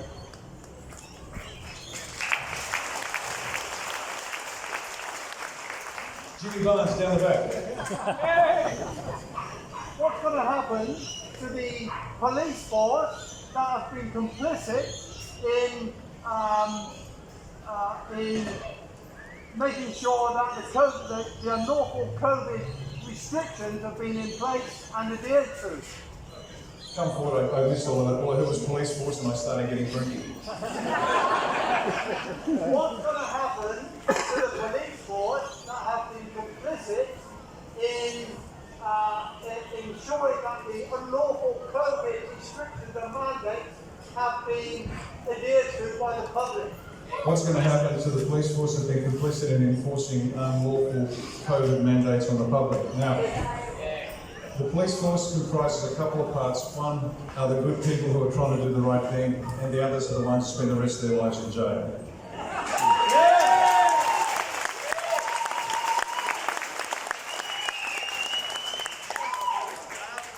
I watch. You understand the difference between soldiers and police. Police are there to keep the peace, soldiers are there to kill. We have a different sort of mindset. When I see a copper throwing an unarmed man who is doing nothing other than standing there to the ground and giving him concussion, I go from 0 to 100 real quick. Those individuals who are guilty of the most egregious crimes will spend the rest of their lives in jail. Point number 2. Every copper in this country is going to have a hell of a job re-establishing trust with the people of Australia. And it's on their heads. They have to break their backs to earn our trust again. Now, just to put that into context, nobody's asked me about our gun policy. Now, we don't have a gun policy, we've got a self-protection policy which includes the right to bear arms and protect yourself.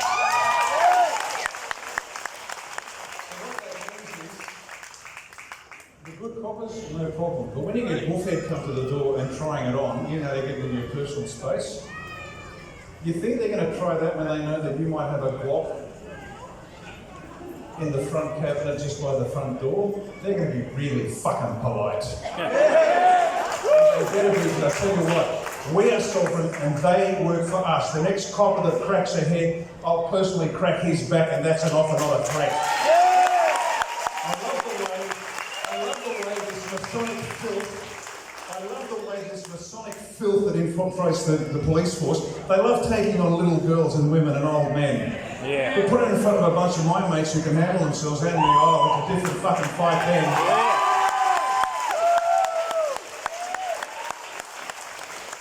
You will have the right to defend yourself against threat, and that includes ladies carrying a 9mm. You know, I'm all for women's rights. And nothing equalises a man or a woman like a 9mm pistol in her hand saying fuck off.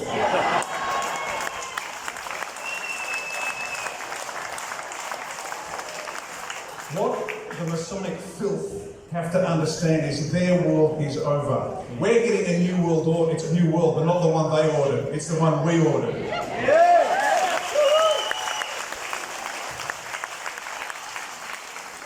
Sorry about that, I do tend to get a little emotional when I see innocents being beaten up. As I said, they're going to get all the sex they want.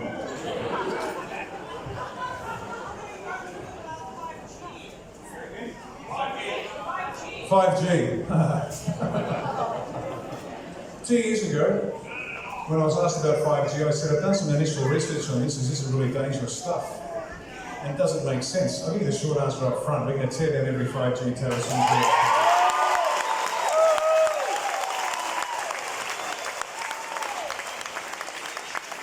few years ago when I was expressing concerns about 5G, I was laughed at and said, you're a conspiracy theorist, you're a nut job, you know, you're making anyone more stupid. Really? 2 years later, guess what? Rhino full neck.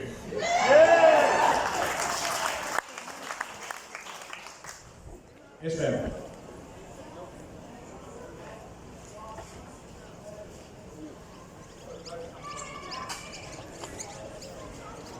How can anyone help survivors of domestic violence?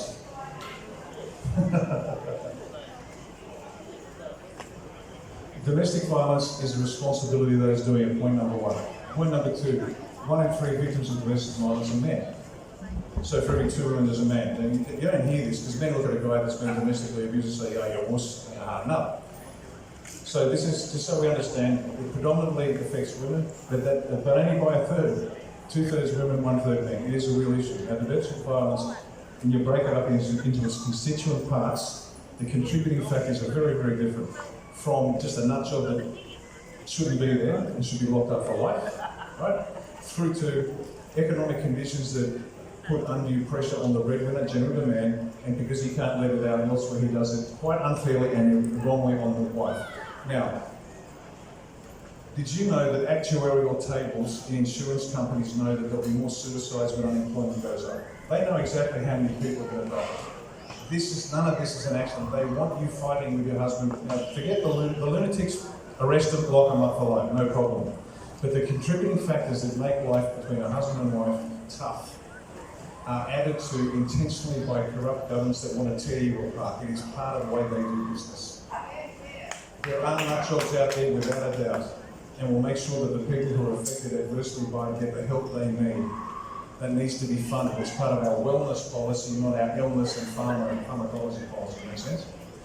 So we're going to look after them. But those contributing factors are what we have to hit as well. And so this is why this is going to take us decades to recalibrate an entire population so you can't do this, kids. It doesn't work. Stop raping little boys so they stop becoming recidivist criminals.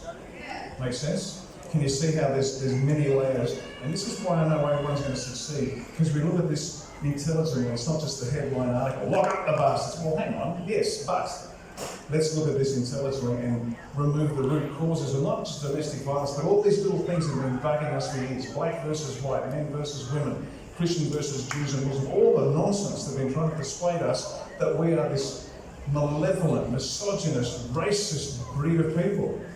We're not. They are. They've been projecting their shit.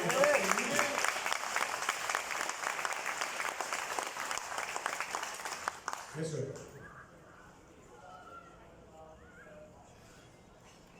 Talk about white hats. I can't talk about white hats. I've never met a white hat. I'm not a white hat. I prefer white to black though, because the white are the good guys. But if you read between the lines about what's going on overseas, if you read very carefully, you know that there are large, powerful groups working on behalf of the good people.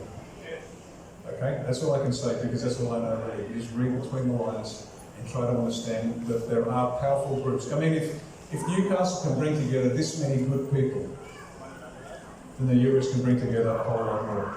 And these guys are smart, hard and tough. And they are going to make sure we can through.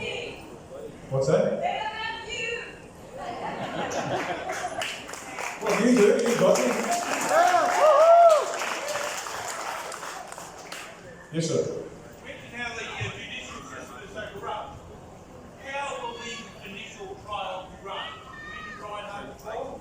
Will there be military tribunals, or how do we judge them? Okay. When the judges are Great question. How do we run this country when everybody's corrupt? Whether it's judges, police, politicians, we're all corrupt. So how do we do it? It's a bit like denazifying Germany after the war. The only people that would run the country were the Nazis. And they had a problem denazifying. So, will there be military tribunals? We don't have that in our law system in Australia. The Australian military law doesn't have that. Americans do. They have the law of war. Google it.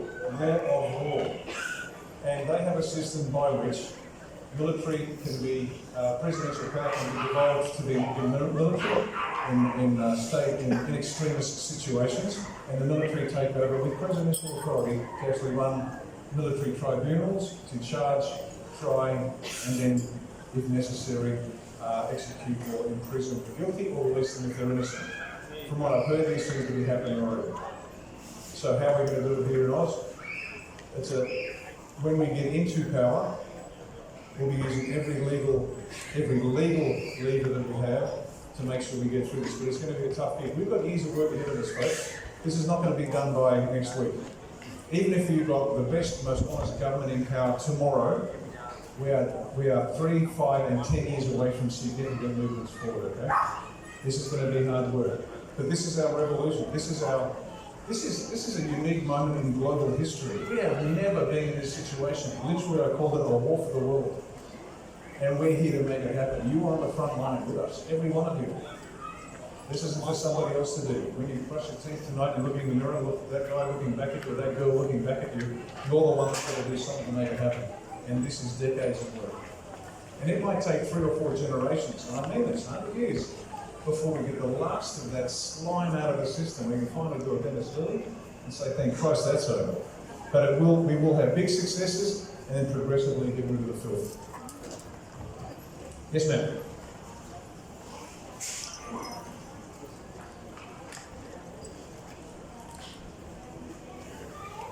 What about all this? What do we do with the young people who have been lied to about transgender? They think they're girls and they're boys. Exactly, I know. Yeah, never again. Never again, that will stop. Once again, now, I was asked by I'm guessing she was a member of the LGBT community, take your pick.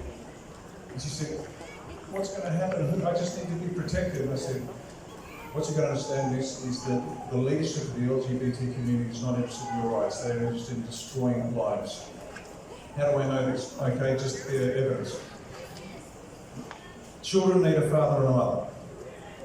Now, there is a large body of literature which the LGBT community will not allow to be aired, and this isn't anti-LGBT. If you're gay, lesbian, I don't care, live your life, be good, just don't hurt other people. And that applies to everybody, so this isn't we're not bashing up on the LGBT.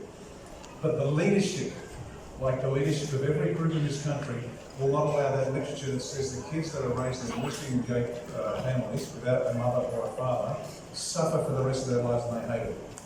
A boy needs a father to know how to be a man. A boy needs a mother to show him what a woman expects of a man. Does that make sense? A girl needs a mother to show her what a woman is. A girl needs a father to show her what a good man looks like so she can pick on him when the time comes. That is the simplest perspective.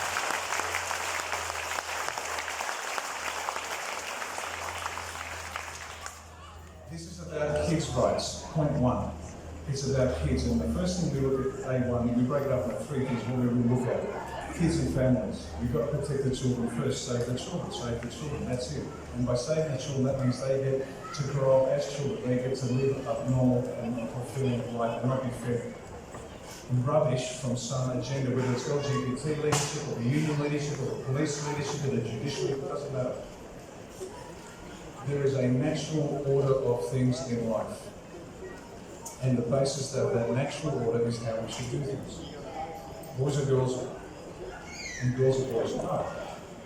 No. Boys are boys. Now you might be a very robust boy. You might be a very gentle and sweet boy. I can tell you, I wasn't born 6'3.5", Special Forces Colonel. I was a sweet little boy. I was the good little boy that always did the right thing. The amygdala, that part of the brain which moderates response to situations, is optimized for trust. When a baby is born, trust everything. We learn distrust. So what I did was the most sweet little boy, really sweet. Never swore, never always did what mum and dad said. Then you live life long enough, and eventually you shove a finger in somebody's face and say, try it. Just try it, I really want this. We grow, we change, we develop. We have to give our kids the right to do that in a natural environment, following the natural way of life. The earth has an order to it, don't muck around with it. Now, the transgender issue specifically.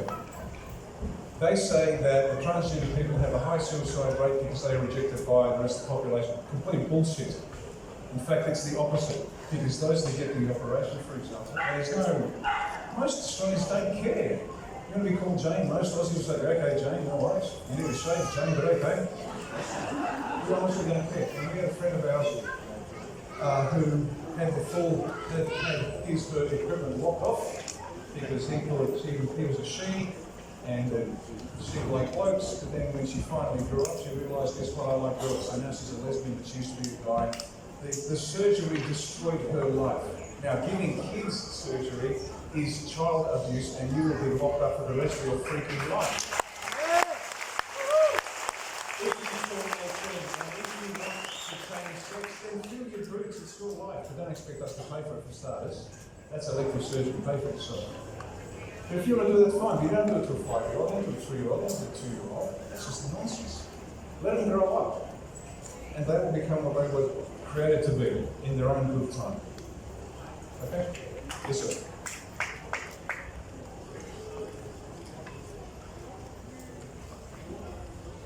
Okay, 2 questions. 1 is water and 2 is tax. 2 of my favourite subjects.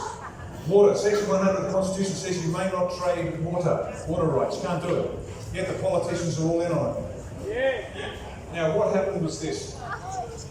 It's illegal. You can't trade water in the Constitution, but the politics did it. And the net result of it was, I'll give you the short version, Mr. and Mrs. Cruikshank from Orange are running a decent sort of wheat and sheep operation out there, and the water goes up from $60 a gigalitre to $600 a gigalitre. It goes up by 10 times. The farm is now no longer viable, so they've got to sell it. Now, why did it go up? Because they're trading water. Somebody else is trading water. What we're going to do with them is we're going to, first of all, we're going to take the water rights back, and with no compensation. So when Mr. Singapore, who said Australia says, Australia's got the best water trading rights on the planet, well, good for you, Mr. Singapore. But guess what? You have paid for a stolen good, so we're going to take it back with no compensation. Go to hell, and if you're going to take us to the Hague, good luck, because we're a sovereign nation.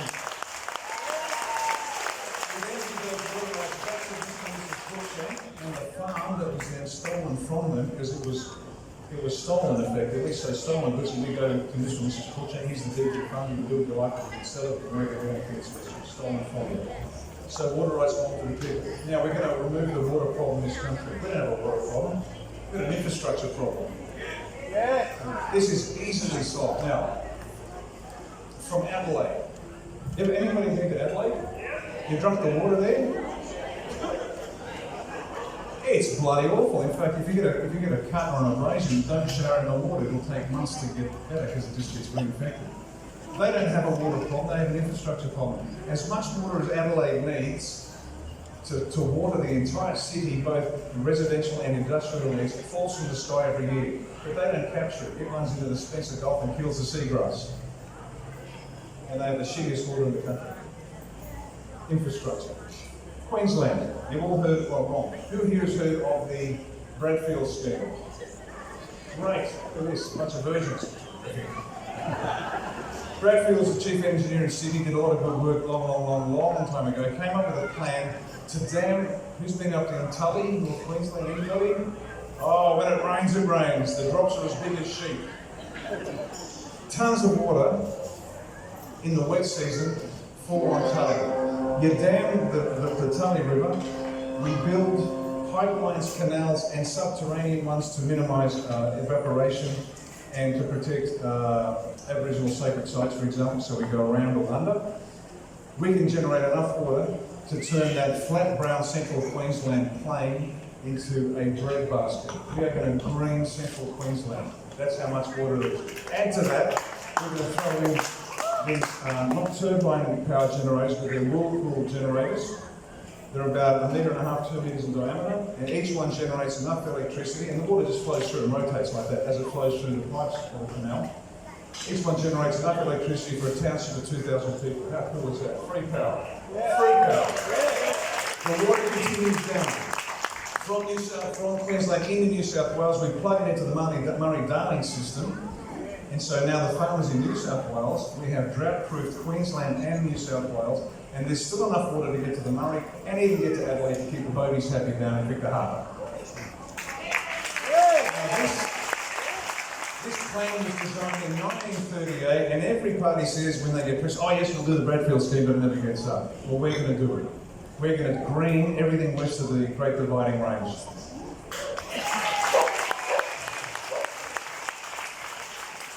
In addition to that, there are subterranean aquifers on the western side of South Australia, deep, fresh water. We're going to tap that, we're going to green. You know, anyone cross the Nullarbor by car without shooting themselves in the head?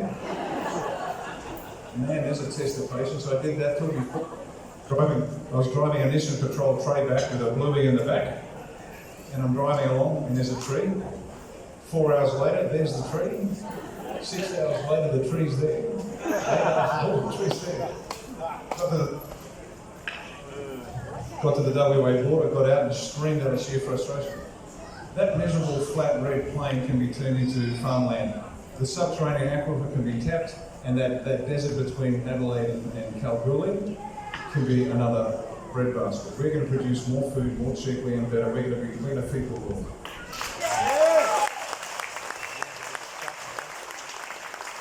Let's go north. Ord River Scheme. You know about the Ord River Scheme. Tons of water, fantastic food production up there. That can be expanded. How many, seven Sydney harbours worth of water comes flowing through that. Fresh water for irrigation. Expand it, produce more food, feed the world, feed Australia, and here's a little trick. You'll be paying less for your vegetables. I spent 5 years in the Middle East on contract to the UAE Special Operations Command. They call us contractors now, they call us something else in the old days. And I was buying Australian carrots for less money in Abu Dhabi than you were paying here in Sydney or Newcastle. We are being ripped off on a daily basis by that duopoly called Coles and Woolies. We're going to crack that too.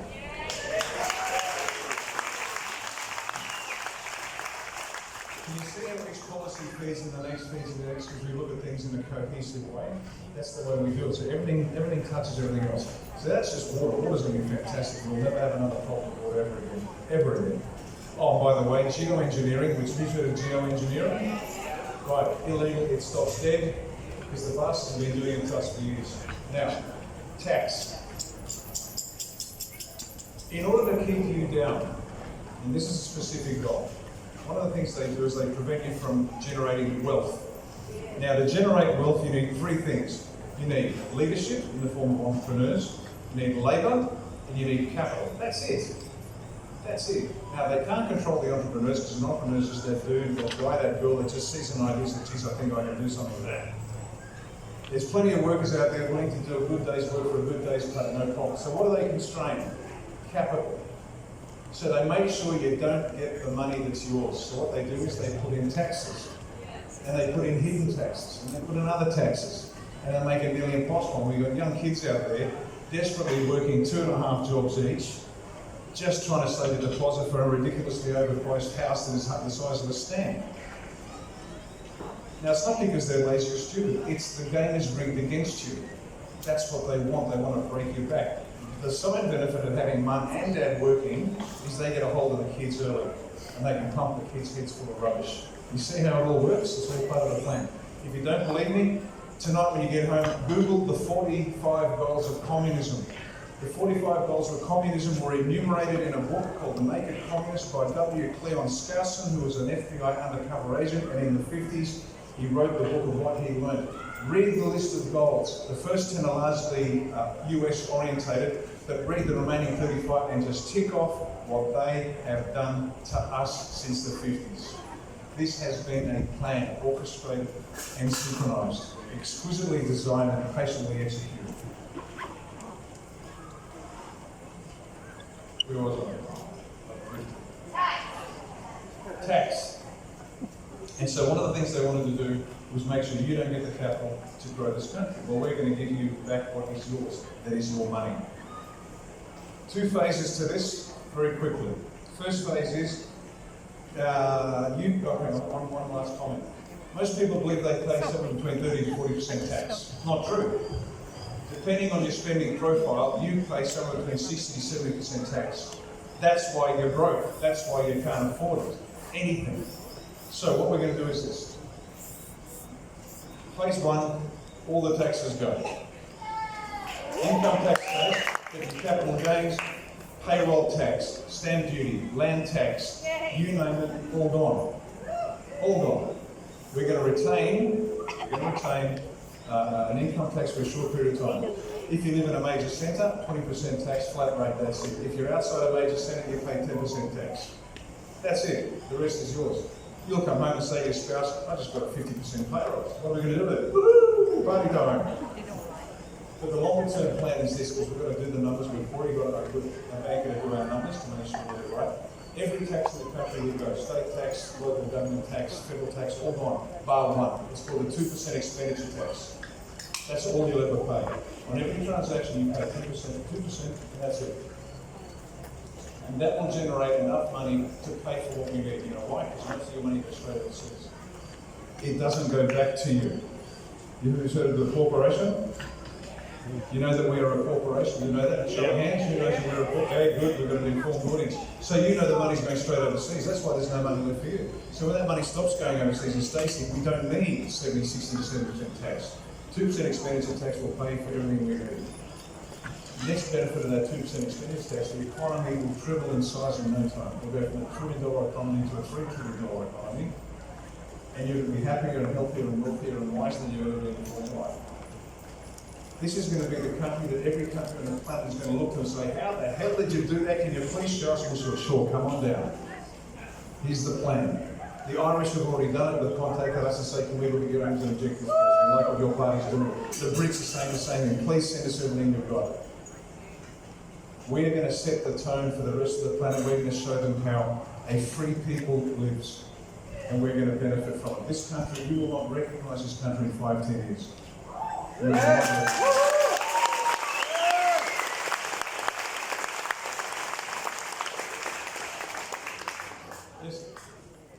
sir.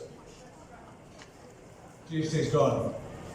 No GST. Somebody asked me, are you going to increase the old age pension? I said, absolutely not. We're going to make the cost of living so cheap, the old age pension is exactly fine where it is because their costs will grow by about 50, 60%. So that's the way you do it.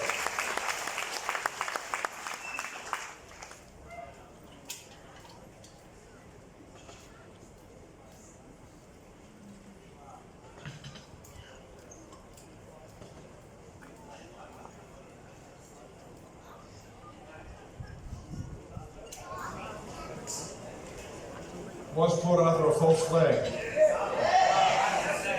Was Port Arthur a false flag? I have no direct evidence that it was, but by Christ, it looks like one, doesn't it? Yeah. You know they have to disarm the country. Whether Port Arthur's a false flag or not, pretty handy. But they have to disarm the country. So that's why we're giving weapons back. But it's not going to be a free-for-all, because if we gave weapons to everybody tomorrow, what's going to happen? So we're going to have to phase it in slowly, because we used to have a really good gun culture in this country. And I've told this story before, so we heard it, forgive me, but for those who haven't, it's quite cool. We had a really good gun culture. Who remembers the Smiley movies? You've got to be old to remember that, I do. Smiley gets a gun, Chips Rafferty was the police sergeant. Great stories. Anyway, we had a great gun culture. Diggers came back in World War II, they had guns on the train and they had them at home, there was no problem. When I first joined the army, I got posted to the 2nd 4th Battalion in Townsville. I went up to join the battalion in 1982. And the battalion had already deployed south to Shoalwater Bay. They were doing an exercise with the 6th Brigade, and so there was just a handful of soldiers left in the barracks.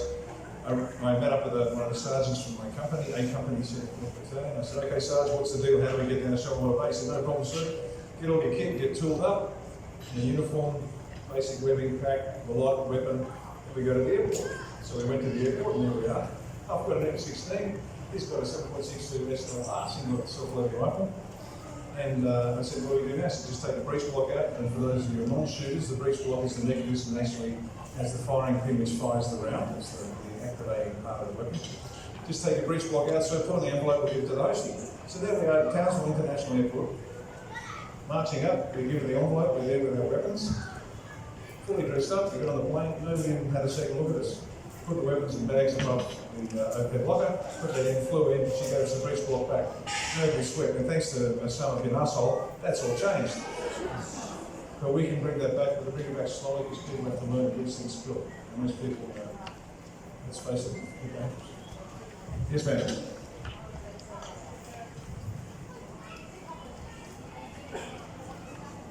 Are we going to get a ports back in your bed? All of them. All the ports will come back to us. If China has a contract, I'll get back to your second one. If China gets break the contract and throw them out because they're a criminal cartel, they are not a sovereign national government. And that includes the UAE and anybody who owns a port, gone. Sorry, it's done. We're breaking the contract. Go back to where you came from. It's ours. Next question.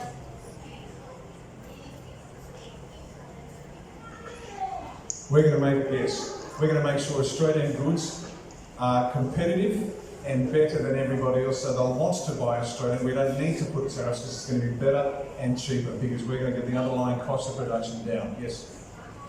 Yep. Full-term abortion. Who knows about the full-term abortion? Hey, a lot don't. Okay. Okay, I'm sorry. Okay, we're going to have to do this the hard way because it's the only way to do it. Because people don't believe me. People get angry at me because they say that's bullshit, it's not true, and all it is. These are words. It is currently legal in Australia, in Queensland, New South Wales, Victoria, Tasmania, and South Australia, and it's working its way to WA and NT, for a baby to be killed at the point of birth, and it's called health care. At the point of birth. Ladies, think about this. Apparently it's a collection of a blob of cells. Now please ladies, please understand, I'm not beating up on you if you've had an abortion. Love them both. This is not a beat up on women, don't get me wrong into the stick. But it is legal in Australia to get a full-term abortion. Here's how one of them is done. It's called a partial birth abortion. This is legal in Australia. The doctor delivers the baby partially, leaves the head inside the baby and it's in a breech position, so the body is outside the woman and the baby's head is inside the woman. The doctor then gets a pair of medicine-bound scissors, shoves it in the back of the baby's head and opens it up. Mashes the brain and creates a wound. Through the wound, the doctor, this is legal in Australia today. Through the wound, the doctor then puts a suction pump into the back of the baby's head and sucks out the living brain of the baby. The skull, which is cartilage, collapses and the baby is delivered. But it's not called a baby, it's called medical waste. It doesn't get a birth certificate, it doesn't get a death certificate, and its body parts are on-sold to corporations. An early-term aborted baby is worth $50,000, a late-term aborted baby is worth $500,000, they're buying Ferraris, and they've turned Australian women into cows. This is legal. Liberal, Labor, National Greens all passed this. We protested it in front of Sydney, New South Wales Parliament. We demanded things like, if a baby survives the abortion, they be given pain relief. It was denied. This is the depravity of our current politicians. Now, if they're going to kill babies at the point of birth, do you really think they give a flying fuck about you and your kids? No. Do you think they really care anything about you? No. They never have. And if you're willing to kill a fucking baby at the point of birth, I'm sorry, but I don't use the word evil very often. But I gotta tell you, that is sick. Now, are we going to roll that back? Yes. Absolutely. When we're the only ones talking about it and we're the only ones raising it and people get angry at me and they say, you hate women and you hate this, and I don't. I love kids and that's fucking murder. I don't care if you're male or female, that's murder. And a country that kills its babies will not last long as a civilization. We will descend into a barbarian to make the Dark Ages look like Disneyland. This is the loss of morality. If you want to know why, I'm writing a piece on this at the moment, in fact. It'll be out the next couple of days. Law of War Part 2, A Moral People. You know why this happened? You know why we're here fighting this? Because we ceased being a moral people. And I'm not talking religion. Religion can go to hell, and I mean that. We ceased being a moral people. And a moral people know what's right and wrong, and they take action to do what's got to be done. We stopped taking action. We stuck our heads in front of the TV set and we let them destroy us. And until we become a moral people, again, we know what's right and wrong, and we do something to protect the weak. Once that happens, they will never take this country back. Unless we do that, we will never get our country back.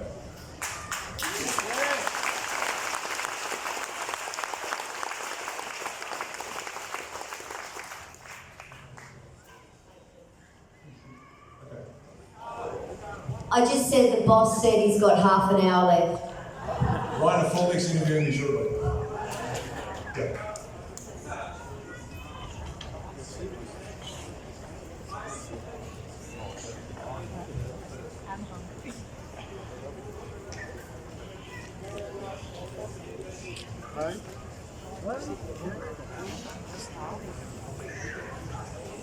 Good question. Good question. What do we do with the school-aged kids and the university-aged kids who are lost? They don't trust anybody. How are we going to bring them along? How are we going to save them? They don't see a future. Leadership. It's up to us grey hairs. We've got one more fight, folks. We've got one more fight. If you thought you were going to retire, forget it. You've got a whole new water fight. You must lead from the front by example, not from the rear by direction. Does that make sense? Yes. They must see you doing this. You getting up early, staying up late, fighting this fight, and bit by bit by bit, they will start to wake up. Again, personal story. I was going through a really bad time, and I won't call it depression, but I was knocking on its door. And the lawn, the back garden was a jungle. It was just a mess. And that's when I ran into Rihanna, my beautiful bride. And she sort of looked at me and knew I was in a bad place, very bad place. And so she just came home one day and started pulling the weeds. She wasn't actually living there at the stage. She started pulling the weeds out. And I'm sort of looking at it. A week later, I looked a bit more. A week after that, I started pulling weeds. And bit by bit, I dragged myself. I didn't drag myself. She gently lifted me by her example out of where I was and where I should be. Does that make sense? You know why I taught my bride? You would do the same. Every one of you, not the person next to you, every one of you can't pass the buck here. Every one of us has a job. Now, it's not the same job.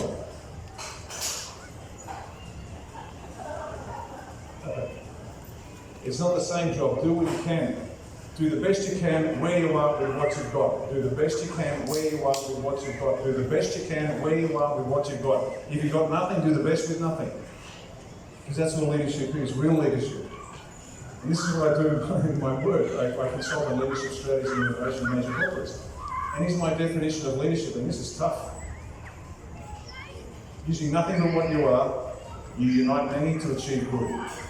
Using nothing but what you are, you unite many to achieve good. Now, many might be you, and then 2, and then 3. A1 started with 5 of us. And we have tens of thousands following, hundreds of thousands following. And when we started with nothing, we have to do the same. If we want to save the kids, they have to see us do it. Not talk about it, do it. We have to do it. We have to do it. And they will see us and they will imitate it. And we will help you because the bullshit that is plugged on the TV will be removed. The ABC will be gone in its current form. And we'll be putting out real information there that helps inform them because they're being fed lies all their lives. Some of us who are old enough to know the truth, we're lucky. I can remember I was born in 1960. And no, I don't dye my hair, I'm just very lucky. I remember what life was like. I remember the flower power revolution. I must have been born this way. I was a little boy. I mean, tiny, and going, Mum, they're weird. We have to lead by our example. I don't care how old you are. If you thought you were close to death, we'll make those last 20 days count. And I mean it. Do not go into the dark.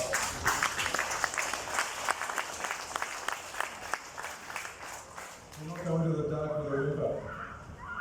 Do it. Whatever days you have left on the planet, and we don't know how many we've got. None of us do. You could be here for another 20 years for all you know. I'm planning on 40. Might not make it 100, but I'm planning on it. Make every day count. I mean it. Make every day count. Get out there. Start putting those posters up. Do it. Just do it. Just do it. Just do it. Yep.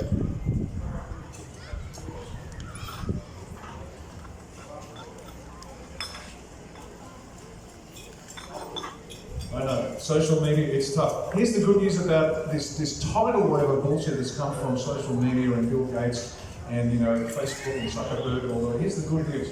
The billions and billions and billions of dollars that they have thrown at us as species on this planet. And the decades they have come to do it, and guess what? It's still a 50-50 proposition. What does that tell you? There's massive effort just to get to the 50% mark. Imagine if they lost even a fraction. Real humans would come back, living beings would come back. Every one of us that has a spark of the divine in us comes back. That's why you're standing here today, or sitting here today. This is what I'm talking about. I'm talking to you, every one of you. You haven't fallen asleep at the wheel. You want to do something better. You're ready to go. And as I said, if you say follow me and no one's behind you, I've been there. Ever thrown a party and nobody turned up? Yeah. Me too. Racks of pizza and nobody. Except an old girlfriend who came about an hour late, looked at me, turned around, and walked back out again. So it's okay. It is okay. Just do it by yourself, stand there. Look, I'm on my garage door at home, we've got a sign. And I didn't have money for sexy signs like this thing. So I got A4 paper and I just wrote Australia 1, no forced vax. Stuck it on A4 sheets of paper in my garage door. Do the best you can where you are, what you've got. Just start, let them see you. If you've got grandkids, let them think that you're a nut job. I got there saying, please stop, you're embarrassing us. And I said, no, just do it, guys. You will save this country. You will be known as and you're not going to do this reason, but you will be known as the greatest generation of Australians ever. You really will.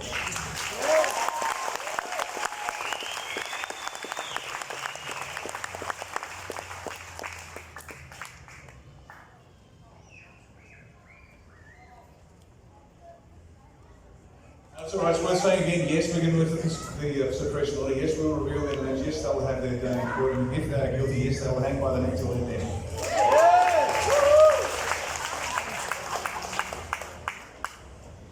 Can you hang Scott Morrison?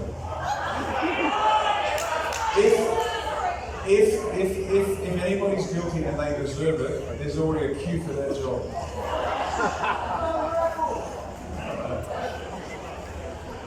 Yes, sir. The banking cartel? Okay, they are being dismantled from behind and separately. But understand that in Australia, whatever is happening internationally, we're going to do two major things. One, we're going to control our money supply. We will control our money supply, and our money supply will be backed by real assets, a basket of assets. Make sense? Point number two, we're going to reinstate a Commonwealth Bank as was initially intended back at the turn of the century, which is going to provide low interest loans and back infrastructure construction and never again borrow from a commercial bank overseas.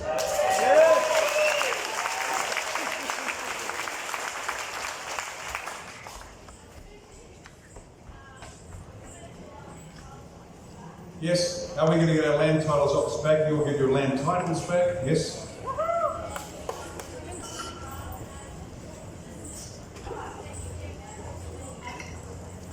You can't be a member of A1 as a dual citizen, you may be a supporter. So there's another check, you can't be a dual citizen. And people get really angry about it and say, well, you know, I fought for Australia, why can't I be? Well, you can't. Because you can't have a loyalty to two countries. In fact, a guy I knew, this guy's a lieutenant colonel, and he was a POM and he had dual Vietnamese citizenship because his wife's Vietnamese. He's a great bloke, but he couldn't wait to get out of Australia. That's not the guy I wanted to hold next to me. I want someone who's going to stay and fight. And why should I, if I was Saudi, why should Saudi Arabia have to be subject to my views on what should be done in their country? And similarly, why should a Saudi have to say about what happens in Australia? No, you can't be a member. You can be a supporter if you're a dual citizen, because what we're accommodating, we have a lot of people who have pensions attached to their nationalities from back home. No problem. So we've got a number of Brits and others, for example, they're getting their pensions from the mother country, but they love A1, they love what A1's doing. They have supporter status, they get updates and they can hand out how to vote and things like that, but they can't be members, they don't get to vote for candidates, they don't get to involve in party meetings. But yes, if you're a dual citizen. But having said that, you'd be surprised how many people are dumping their dual citizenship. Who's seen our national coordinator, Sarah Ewell, that little pocket rocket that interviews me sometimes? She's paid a lot of money to get rid of her dual citizenship, and she's great news, she loves it. And we've had a number of people that said, that's it, I'm getting rid of it, and this is what I'm going to stay and fight. Because there's nowhere else to go. Where are we going to go if we lose yours? There's nowhere else to go, folks. How are we going? Yes, ma'am.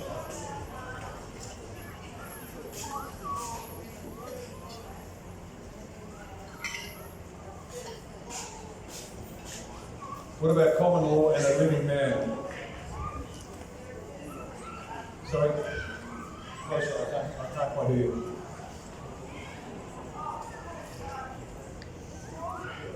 Oh, the straw man theory. Who knows about the straw man theory? Anybody? Yeah. Okay. This is part of the process of understanding who we are. I mean, even telling people we're part of a corporation, their eyes gloss over, they think we're not sure. Try to explain straw man and living being and living man, real man. It's a process, the executive process. But what I'd rather do is just dispense with the whole bloody thing. You're a sovereign citizens of this nation, and that is the basis of your existence. And the corporation and the trading that goes on must be dismantled in such a way that we don't pay for it, if that makes sense. We benefit from it. That's up to the people, that's up to the people of the Constitutional Convention. That's the whole point. Yeah, no, that's the whole point. Can you then become a citizen? And what defines citizen and what defines, I get it. This is what the Constitutional Convention will have to, and it's up to the people. And we've got a lot of fans that, you know, the common law people, we should do this, right? Persuade people. We should do this, persuade people. You've got to be talking about that, and I go, no, that's not my job, it's your job. I have a view, I'm approaching it from this perspective. If you think that should be part of what we are, then persuade the people. If you cannot, don't blame me. Because there are many parts to this story. But that's a great question. In fact, I was fined, I don't know if you know about this, I went to Adelaide Airport, I refused to wear a mask, they were going to threaten to jail me, and I said, okay, jail me, I'm not going to fight you. And that blew them away, and they eventually gave me a $1,000 fine and told me to turn up to court. I didn't turn up to court, I just read a piece to the magistrate. Who saw that one? I said you're either an imbecile or a traitorous, you know, you have no standing. I don't submit myself to any man or woman, any class of man or woman. You have no standing to go to hell. They eventually heard the charge. They sent me the fine recently. And interestingly enough, I never seen it before. It reads, natural person not wearing a mask. Isn't that interesting? Wow. And I said, what the hell is a natural person? And why have they put that on my fine? So anyway, I'm going to investigate and I'll find out what's going on. Anyway, so we'll see. But these are for some of you wondering what the hell we're talking about, there are complexities in this that you will find mind-numbing and stupid. And if you can say, like I do, let's push it all on the side, it's the past, let's start again. We are sovereign beings, sovereign Australians, all of us, I don't care whether 40,000 years or 40 minutes, we have rights in this country. And this is the plan. And these big rallies in Sydney are fantastic. You see lots of people and lots of flags, Italian flags and Serbian flags and American flags. You know, that's our past. Aboriginal flags, fantastic. That's our past. But I'm looking forward to the day where we have one country, one people, and one flag. Yeah.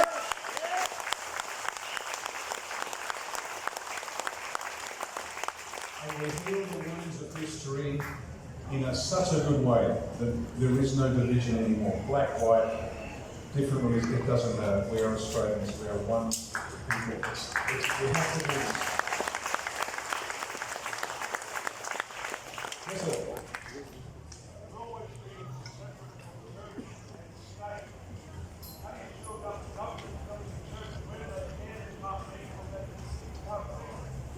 Yeah, church and state, that's a separate question. But yeah, does the government have the role to tell people when they can't sing and can't meet? Absolutely not. You want to pray to whichever God you want to pray to, fill your boots. The government has no say. What the government does have a say is if your religion impacts the rights of others. I'll give you an example. In Victoria, there are judges letting off certain Muslim men, 30-year-old men who have married children and consummated that marriage. Now, here's the thing about Islam, I'll just give Islam an example, but Judaism has equal problems, and so does some Christian sects. There's some real dramas out there, so I'm not picking on any particular one, but here's the go. In Islam, you're required to follow Muhammad's example. He lived a perfect life. Muhammad married his favourite wife, Aisha, at age 6 and consummated that marriage at age 9. Therefore, a good Muslim man must follow his example. And so you can't tell him that it's pedophilia, it's part of his religion. We say, you know what? If you want religious Islam where you pray 5 times a day, no problem. You fast during Ramadan, you do the Hajj, which is visiting Mecca once in your lifetime if you can afford it. You do your charity, you give alms, and you do the Shahada, which is the proclamation of faith. If you want religious Islam, fill your boots. If you want cultural Islam and political Islam, forget it, not going to happen. And you know why? 24 of the 26 terrorist organisations recognise this country are Islamic. What does that tell you about political Islam? Because if they want to sell you religious Islam, that's not what you get. You get a whole bunch more. Judaism has the same problem. Some Christian sects have the same problem. There are a bunch of religions out there which have no place in this country. We are not the government has no role to dictate a religion. We don't want that. You have the right to pray to anybody you want to, any way you want to. But you cannot break the rights of other Australians by your religion. It ceases to be a religion at that point and is now something else, and we will have an opinion on that. You call it child marriage, we call it pedophilia, and spend the rest of life in jail, right?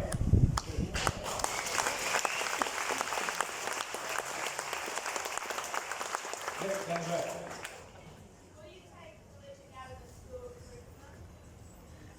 Relay that message down. Religion out of the school curriculum. Yeah, the school should not impose religion on anybody.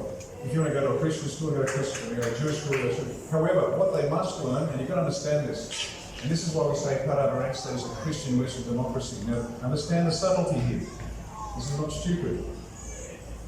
The Western civilization, all cultures, let's start here, all cultures comprise many parts, and it's informed by many things. The environment in which you grow up. If you grow up in the desert, it informs your culture. If you grow up in the snow, it informs your culture. It informs your language.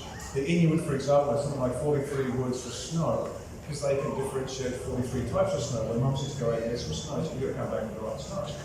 We have 2 words for snow, skiable and unskiable. That's all you care about.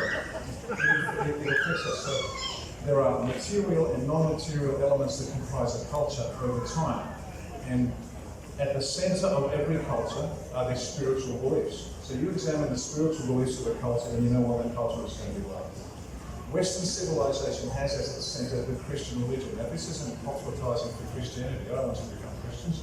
We've got enough shitty Christians as it is, we don't need any more. That's a joke. The point is this. Western civilization without Christianity ceases to be Western civilization. The underlying principles of Christianity make us what we are. The underlying principles of Islam, of Muhammad's life, make Islam what it is. The underlying principles of Buddha make Buddhism what it is, and it informs. So no, you're not going to be forced to learn religion, but you must learn the role of Christianity in the development of Western civilization, just like they will learn the importance of Greek philosophy and science, the importance of ancient Roman jurisprudence and law, of English common law rights. This is part of our history which we don't understand. Then people think you can take parts out. You can't do it, force apart. And for those of you just who are interested, I did a debate with, and Mark Latham was there and another couple of individuals on religious freedom.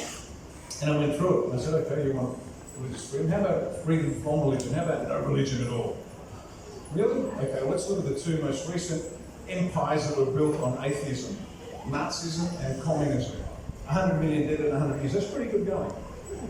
You can get up early in the morning and kill 100 million people, that's a big number.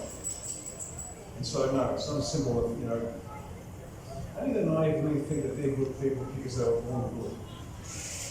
We live in this environment, you live in the environment of a Christian ethos, where we turn the other cheek, we forgive an act of grace. Look, here's morality in 2 easy lessons. An eye for an eye and a tooth for a tooth, that's the Old Testament. And that's proportionality. Now imagine how miserable life was before that little intervention. You looked at me the wrong way, I will kill your village. And some bright sparks said, hang on, so eye for an eye for a tooth. Step 1 in moral development of people. Step 2, this guy got nailed to a tree 2,000 years ago for saying it. Grace, forgiveness, turn the other cheek. It's Christian. That's it. They're the two major steps in morality.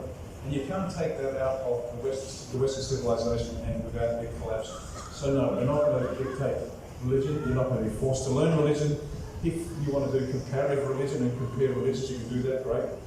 But in terms of what the West, what we enjoy, we are heirs to the greatest civilization ever created. And the Chinese have a 5,000-year civilization, yet they still have this. All they produce is robots. They really do. That's why it works so well there. No. Christian religion, its ethos at the heart of the West, with everything else, it's got to be taught and understood.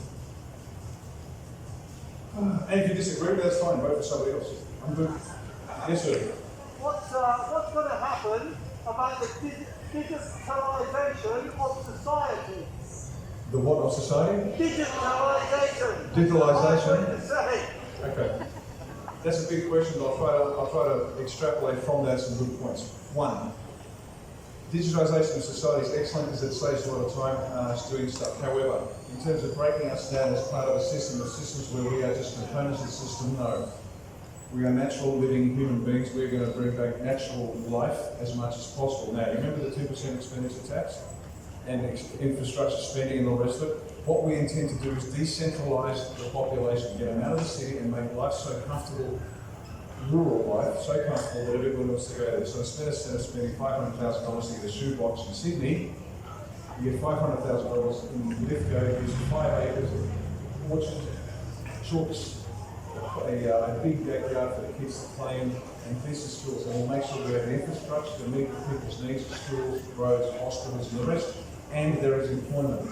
We're going to make it especially lucrative for companies to establish large manufacturing and service entities out in the rural areas to make sure that people get back to their roots. So the impact of digitalisation does not mean we become cogs in the machine, but we use the machine to our benefit. Does that make sense?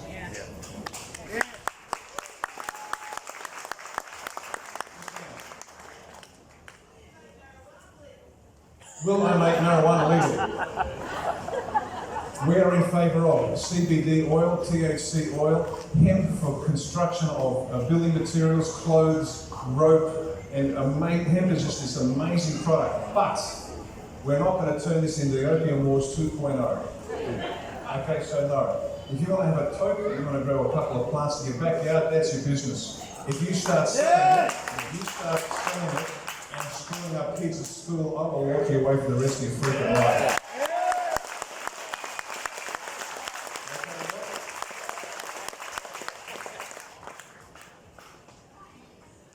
Oh, yes.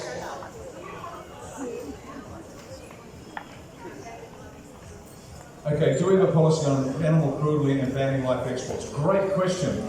I had a vet who actually looks after the sheep on the live export vessels write our policy. Now here's the thing, do we like animal cruelty? Absolutely not. In fact, one element of our animal cruelty is halal slaughter of animals should be illegal. Have you seen the way they do it? Yeah. No good. But, do you remember when you saw those images of the sheep on the live animal export, how they were sweating and wet and covered in feces? Do you know how they got those images? The Pakistanis, I guess, or whoever, the Bangladeshis who are paid to look after the beasts on the ship, were offered tens of thousands of dollars to get photos of that. So they actually didn't hose them down, they didn't water them, they didn't feed them, they didn't clean them, and they intentionally got the animals into a disgusting state, took the pictures, and then that was used to close down the live animal export. And here's the facts about closing down live animal export. First of all, if you don't like killing animals to eat, that's a personal choice. Torturing animals to death is not a good thing. But here's the truth. The halal system of slaughter is so brutal that nobody likes it except the Muslims, because that's the way they do it. Australia, without government interference, but this is the producers of the animals that will eventually slaughter for Middle Eastern markets, they demand of the slaughterhouses that the animals are stunned before they are killed. So the actual death of animals exported from Australia to the Islamic markets overseas are better because of the constraints that the live animal export industry places on their abattoirs. Now, if you kill the live animal export from Australia, the animals overseas go being back to butchered, knife slugged and bled out, absolutely conscious. So it's been a lie. So yes, we're against animal cruelty, but if you look into the story proper, you find out that you've been lied to.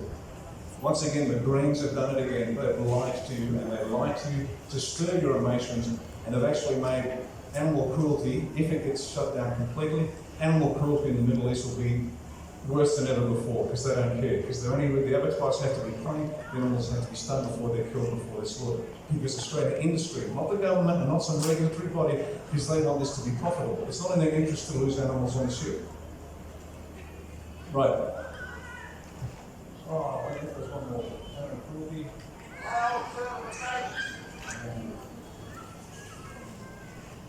One more. No, it's gone. Anyway, so. Oh, that's right, yeah, the Greens. Our friends, the Greens.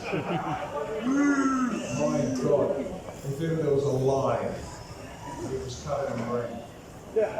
I was recently up at, I did a talk in Taree, and this is the Greens that love animals.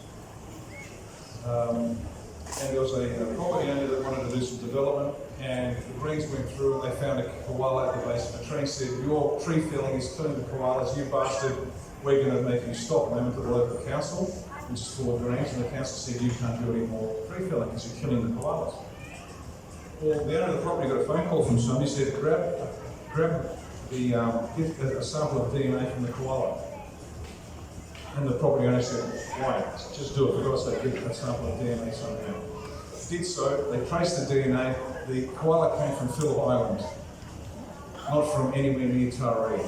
So what the Greens do is they get their koalas and plant them around the place to illegally stop development on the basis that they're killing koalas. They are not, it's a lie. The Greens are a communist organisation that will kill you.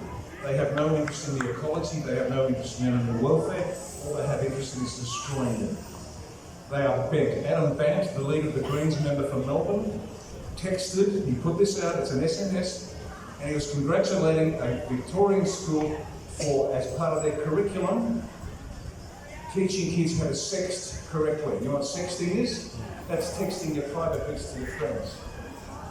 This is Adam Bant, the leader of the Greens. Anybody who votes for the Greens is a fucking idiot. So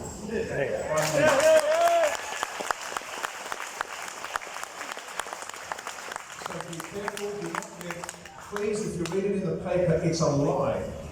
It is a bald-faced lie. If the media is giving it airtime, it's a lie.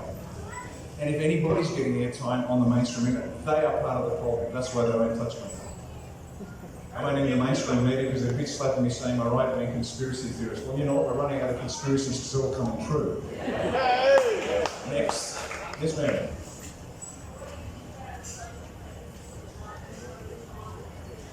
Social credit system.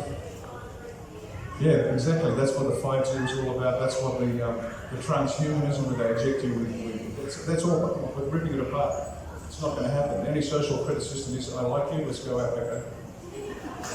That's it. That's how I've got probably 1 year left before my wife is going to go lasso right around the neck. There you go. I was right on top of it. I could sense it. The frying pan is coming. Okay, one last question. Make it a good. Who's got a ripper? Who's got a ripper? Tomorrow and the day after. Say again. What should we do tomorrow and the day after? What's your job? Save the country. Save Australia. What's most important to you? For me, it's save the kids, right?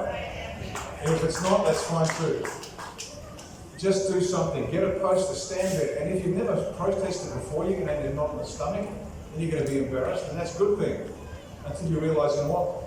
This is good. Get it out there. Vaccine kills kids. Don't do it. Please, and be nice. Please don't do it. Vaccines kill kids. And walk up and down with a sandwich board. Whatever you think of, just do something. If it doesn't work, do something else. Don't die wondering. Don't try to be perfect. Just try it. You have no idea how many mistakes Australia one makes, but we don't care. On balance, we're well ahead. Does that make sense? Yes? Last question. Yes, ma'am? No? Will we be a republic? It's up to the people. It's up to the people. You guys will decide. And if you've got a passion about it one way or the other, I do. And I'll be batting for one side. I consider it batting pretty hard. But it's really up to the people. It's up to you. This is your country, folks. This is your country. Persuade the people around you to join you. This is going to be the ride of your life. You're going to love this. Okay, have you had your money's worth tonight?